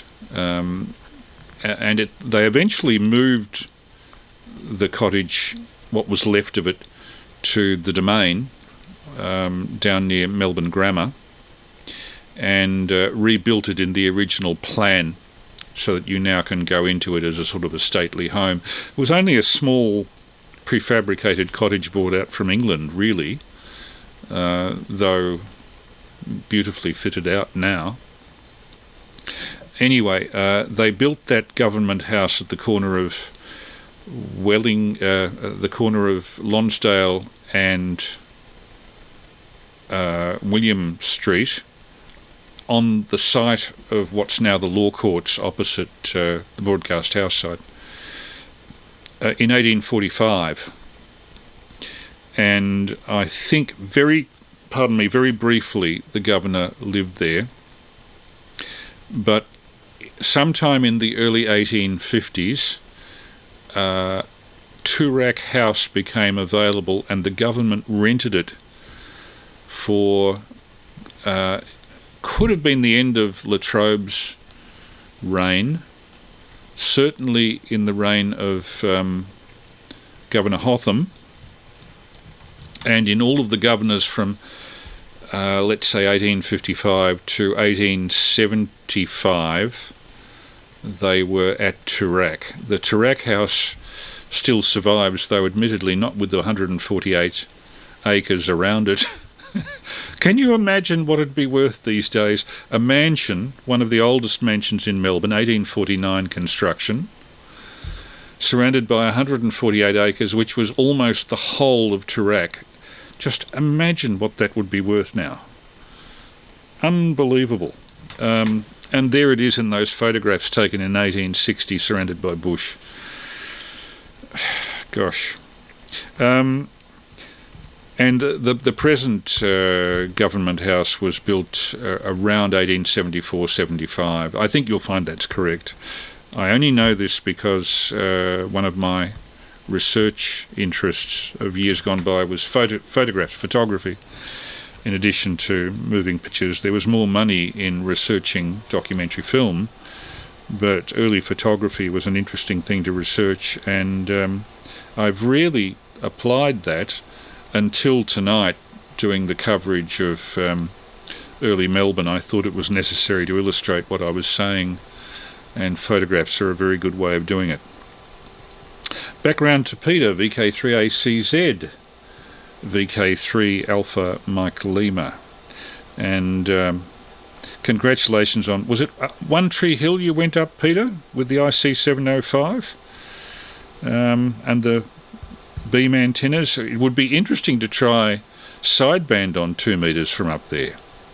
VK3ACZ and the group VK3AML. VK3AML and the group, VK3ACZ. Not quite all the way to One Tree Hill, Chris. I was just above the Ferntree Gully Quarry. Well, it's on the hill on the way to the top. You can walk to One Tree Hill from there. It's a couple of kilometres, but not quite as high. Nice little view over Melbourne. I thought I was a bit limited getting down to Mount Tassie. Very pleased I did, because Johns Hill is in the way. By the way, John's a cracking signal here, of course. He's full quietening, full scale. George, I wanted to comment on George's signal from Hillsville. Not exactly in the ideal position where I was for the field day. The 2 metre sideband signal, I could hear him, and I could hear him telling people that he was in Hillsville. But when I pointed the beam at him, it didn't improve the signal at all, and that's because there was too much of that 2,000 foot of dirt between him and me. Now where I am at the home QTH, a little bit better, but I still, there's a bit of knife edge work to get over the side. Well, something that really surprised me is Ross of Toy Shop fame, VK3 Radio. He worked down to, now what was it, Bensdale or Lakes Entrance, one of those two, pointing over the top of the Dandenongs, because you know where he lives in the basin. Very surprised, and where I was beaming that direction and couldn't hear them at all. I just wanted to say one other thing about Rowley too, hearing him on 40 metres working park to park. Unfortunately, it wasn't my frequency, so I couldn't actually call him, but I will, when I get the chance, I'll just mention to him to see if he finds that. Well, I suppose he was talking to the VK2, so that was nearly as far. But again, I was surprised to hear something from 2,500 k's away that time of day. And I think it might have been 2AO Gerald. Certainly knew him straight away, because as soon as his call sign came up, Gerald said, hello, Rowley. I gather he does a bit of park to park. Anyway, all good. Chris, back to you. VK3. Oh, and sorry, George, if he's going to point the beam at you, it'll be interesting to see what difference it makes to his signal. He's about a 5.7 here. VK3AML in the group, VK3ACZ. Yeah, VK3ACZ, VK3 Alpha Mike Lima. Well, let's see. George, have you fixed up your beam yet? And is it horizontally polarised or vertically polarised? It'd be ideal if it was vertically polarised and mounted from the back. Horizontal polarisation, you might lose 20 dB, but you'd pick that up again in the gain of the thing, I guess. VK3JB stroke 3ZIG, VK3AML. Yeah, sorry, Chris, I've realised I can't use the beam because the coax I was running earlier on the beam is now on a 6 metre vertical, so and that would mean pulling that down, and it was a bit of effort to get it up. But what I have done, I've turned down to low power, which I think is only maybe 5 watts on this thing, so hopefully I'm not smashing your needles as much now, Chris. Back over to you. Yeah, it's absolutely fine. But fellas, I might take it for one more round and then finish early tonight. I can't run Zoom, so that's limiting the amount of people that I can pull into this. So get an early night's sleep and then attack it again when I can get to JCAR or Ultronics and get a 20 metre Ethernet cable to go through the roof. And I hate crawling through that roof cavity. I really hate it, particularly as we've had a wet summer. It's full of huntsman spiders, and although I know that they're harmless, they give me the irks. VK3GG in the group, VK3AML. Yeah, VK3EGG returning probably for a final. Your signal from Healesville there is far worse now. It's sort of there, but it's very noisy. So yes, obviously the beam's got some gain, but of course I'm in a different direction upway, so I lose that. But anyway, yes, all very interesting. Fine on all the stuff about the various government house things. Yes, I find history of various things quite fascinating. I often read hysterical articles on things that I come across and find them very entertaining there. Yes, so what else? Yeah, right. Well, I'll put it over to whoever it is to take it next, and I'll just listen for final then. No worries, John. Yeah, and just getting back to what I was saying early in the transmission, the most incredible luck that Jamie Kelly should send me a copy of the soundtrack of that disc of Norman McCance, and I happened to see only 6 months earlier the reel of film to which it related. I just was blinking and thinking, after 92 years, what are the chances of that? Finding a disc that was possibly pressed in 10 copies, if that, 92 years ago, and a reel of film made of nitrate that more than likely would crumble into dust. It's just most incredible chance that came about. Round to you, Peter, for final comments. VK3ACZ and group, VK3AML. Yeah, VK3AML in the group, VK3ACZ. All good, Chris. I'll bid you my farewell for this evening and look forward to next week's broadcast. George was about a 5x3, 4x3, 5x3, thereabouts. That time I thought I heard him say down to 5 watts, so he was doing very, very well. Be interested to know what my signal's like at his end. Not exactly sure where Dixon's Creek is, which is a bit embarrassing because I went to primary school for a little while. I was in a children's home in Healesville in my primary school years, so I should know where Dixon's Creek is. Have some very fond memories of Maroondah Dam and Mount St Leonard's and some of the other neighbouring districts. But anyway, it's been another very entertaining evening with a historic look at Melbourne. Oh boy, some of those images, that colour film from 1938 will stay with me for a while. And weren't those women rather nice? Weren't they pleasant on the eye there, Chris? Anyway, with that, I will bid you farewell with my appreciation for what you do. I can see that a lot of work went into preparation for that, and it was very well received at this end. Anyway, until later, good night everybody. VK3AML, VK3ACZ, clear but listening. Yeah, all the best, Peter. We'll catch up soon, I hope. Wouldn't mind going up One Tree Hill again at some stage now that the weather's getting better. Around to George for final comments. VK3JB and group VK3AML. Yeah, no worries, Chris. I'll listen. I think you said you're going anyway, so I won't be listening. But yeah, thanks for running it. And yeah, it's been good to hear your voice. It's been a long time. So yeah, we'll have to catch up again soon.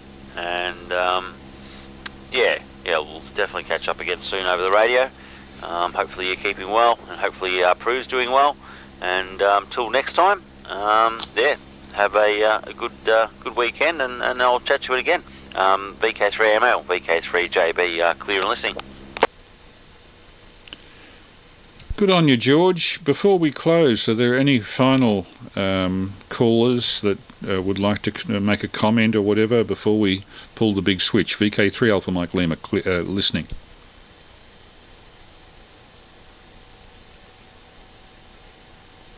Okay, this is VK3AML now closing the Saturday night session for this week. If you want to look at the recorded version, it, I believe, automatically records on YouTube live streams. So if you Google VK3AML 29 October, I've got the wrong bloody date in there. Oh dear, trust me, I put in 29 October 2022 and it's 29 November. I think I better see my Alzheimer's specialist. Anyway, this is VK3AML closing and seeing if I can correct the bloody stupid date on the clip. VK3 Alpha Mike Lima now clear. It's actually the 26th today, but anyway, yes, and also I still haven't got the email you were going to send me with that tune you used to close down the mission some time ago. Oh yeah, I've taken note of that, John. Give me time. At the moment, Prue is in a fairly precarious situation with scheduling of the hip. She's in a lot of pain. I won't go into that on the air. VK3GG, all the best to you. VK3AML clear. Yeah, fair enough. Yeah, well, obviously medical things like that are going to have to take first priority of everything. So, of course, that's right. Righto, we say morning. It's been all quite taining tonight, and we'll catch you another time. All the best, VK3AML clear. Yeah, just quickly, Chris, sorry to hear that about Prue, best wishes there. But I also noticed I didn't twig about the date on the screen there. I bet if somebody had noticed, they would have put it up in the live chat. So if you'd not mentioned it, you probably would have got away with it. Hi. Anyway, cheers and 7-3, Chris. 3AML, 3ACZ clear. God knows why I did it, mate. It really makes me think I'm losing it. VK3 Alpha Mike Lima clear. And to those on the stream, it's one of the most embarrassing mistakes I've ever made is to put the wrong date on. What was I thinking? VK3 Alpha Mike Lima, now terminating the live stream and seeing if I can pull some non-embarrassing solution out of this mess. All the best, people.